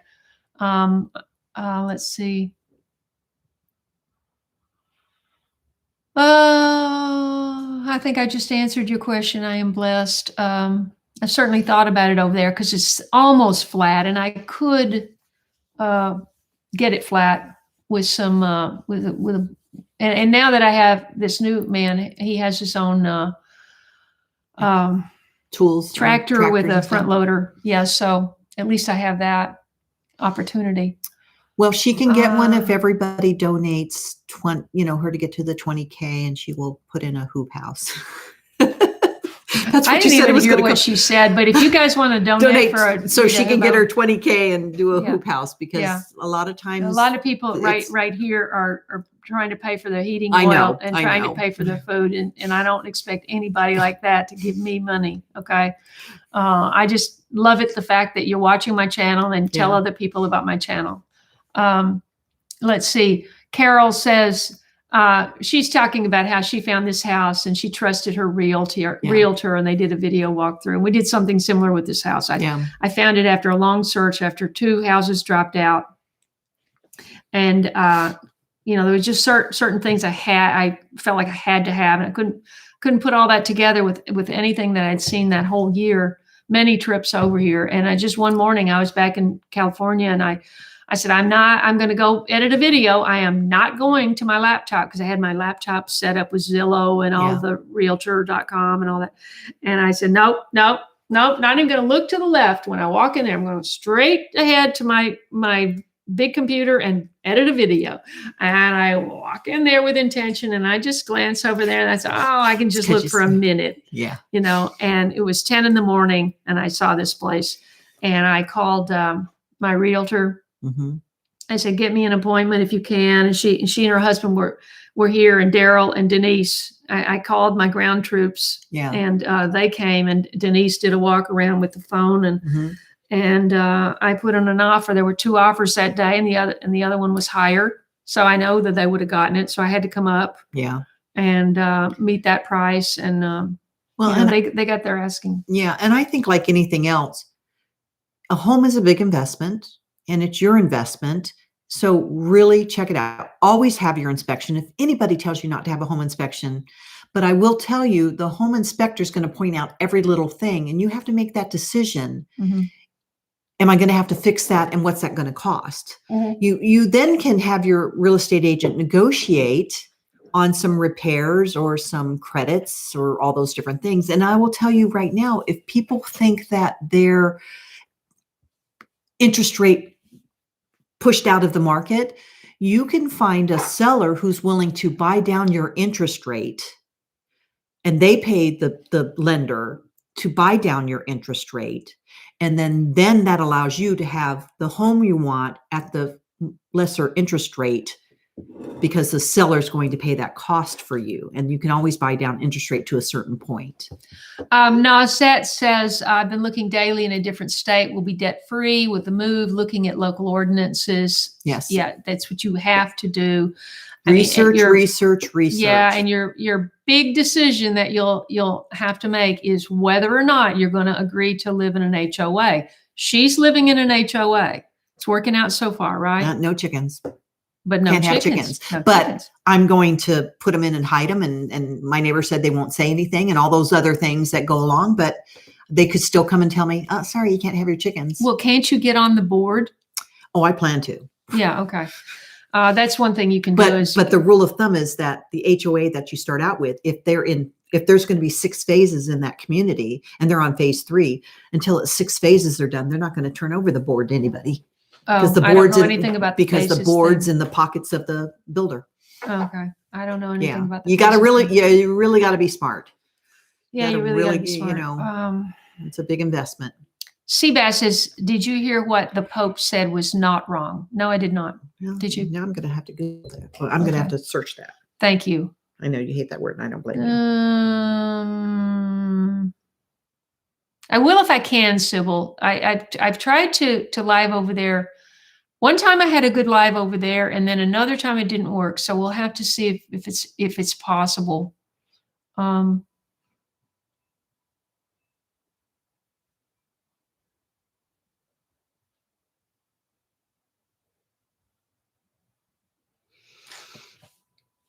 Okay, so let's see what the Pope. Okay, Janice is here in Yucatan, Mexico, listening. Older expat, just recently widowed. I'm sorry. I started a small garden for the first time. I listen all the time, and also to Doug and Stacy and others. That's wonderful. That's wonderful, Janice. And I hope it goes well down there. I would think that climate-wise, I mean, that's where we get most of our food is in Mexico. So actually, you're in the Yucatan, so that's almost to central. That's almost to the bottom, right? Yeah. Isn't the Yucatan way down the bottom? Oh, you're asking someone. Remember, I said I'm common sense smart, not book smart. Okay. But I believe the Yucatan is far, it's been a while since I checked that out. But thank you, Janice.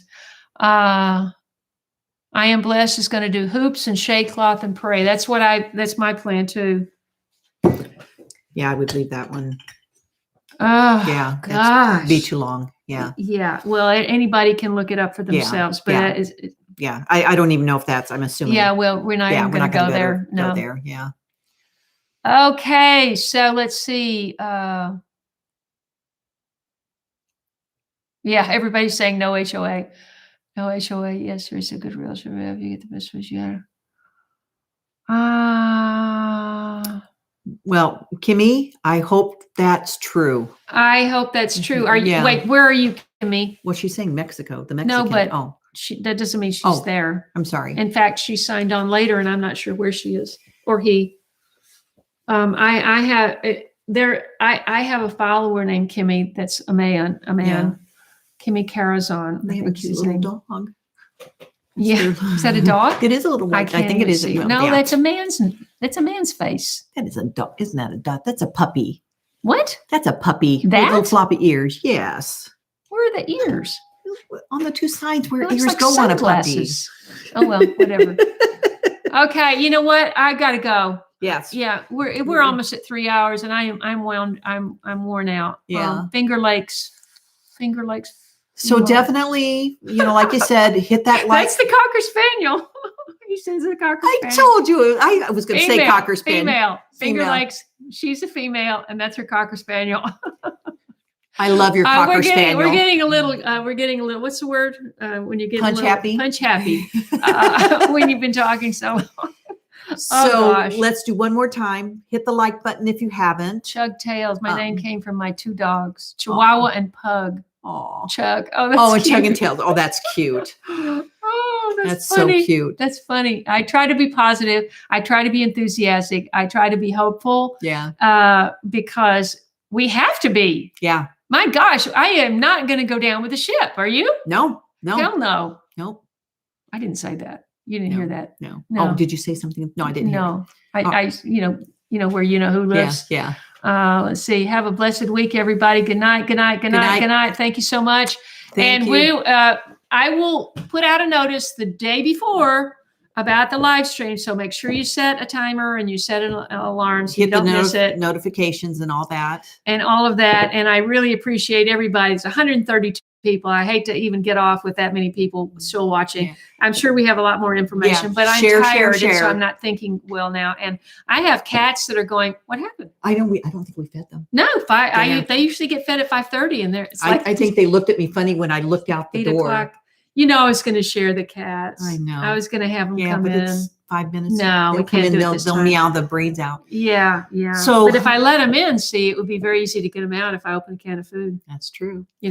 So we want everybody to like. does anybody want to see my cats before Well, we've lost a few. You love cat? Yeah, we got 130. Do you want me to people. go get the cats? Does anybody want to see the cats? I will go. Tess wants I to will see open the the cats. cat. Nasset wants to see the cats. Dove wants to see the cats. Sybil, yes, cats. Come on, buddy. Yes, I didn't know the first sentence. I didn't know that first information.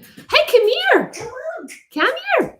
I don't know. I have to bring a can over here. I don't know if they'll walk over. They're standing right by the. Oh, here's. Oh, sorry. I hit a box. I hit a box and scared them. Oh, I'll move this. okay. Let's see. Hi, Spot. Hi. BJ is the most outgoing, so say hi. Hi, BJ. Can you say hi to everybody? Look up there. Look up there. She has Come pretty on, eyes. Kitty. Come on, She's kitty, so kitty, pretty. kitty. You smell so good. She says, "Oh, I'll drink your tea." Okay, that's one. There's one. I'm still learning. There are all their Come here, names. Tiger. Come here, Tiger. Come here, Tiger. Come here. Well, that may be the only one you Yeah, get. that's all you're probably going to get Wait, to see. They're hang on one Kaye's going to grab one. Okay. Come here, Spot. Spot's shy. Tiger, come on. Tiger, you hungry? She goes, damn hungry. Well, I've enjoyed this. I hope everybody else enjoyed it. I've loved meeting you, and I can't wait for more lives and more of the canning videos that Kaye and I will get to do. Hmm. And maybe we'll learn to split screen. This is Tiger. This is Tiger. Say hi. Tiger's a big boy. Hi. Girl. Oh, girl. Tiger's a Come girl. on. That's Oh, I insulting. didn't look under the hood. Yeah, that's Tiger. I'm sorry, Tiger kitty. Meow. Hey, Patch. Whoa, excuse me. Yeah. Right in the face. She says, well, you didn't feed me. Okay. Yeah. Okay. Well, I believe that we are done. I think That so. we're too. saying bye, everybody. Thank you. Yeah, I'm It was a tired. pleasure. Wait, there's Patch. Hang on one second. Oh, wait. She's grabbing Patch. Patch is, no, she's gone. Yep.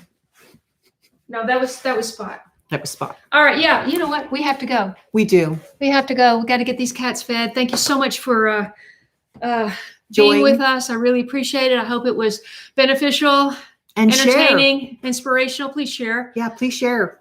Please share this channel and help it grow. And I need food. Good Yeah. night, everybody. God bless you. Take care. And pray. We need a powerful, powerful prayer that that we have a return to a yellow sun and a blue sky, and healthy rain and snow we can pick up in our hand and eat, and rainwater that we can drink. Pray for that. Maybe it'll happen. God bless you. See you next time. Bye-bye.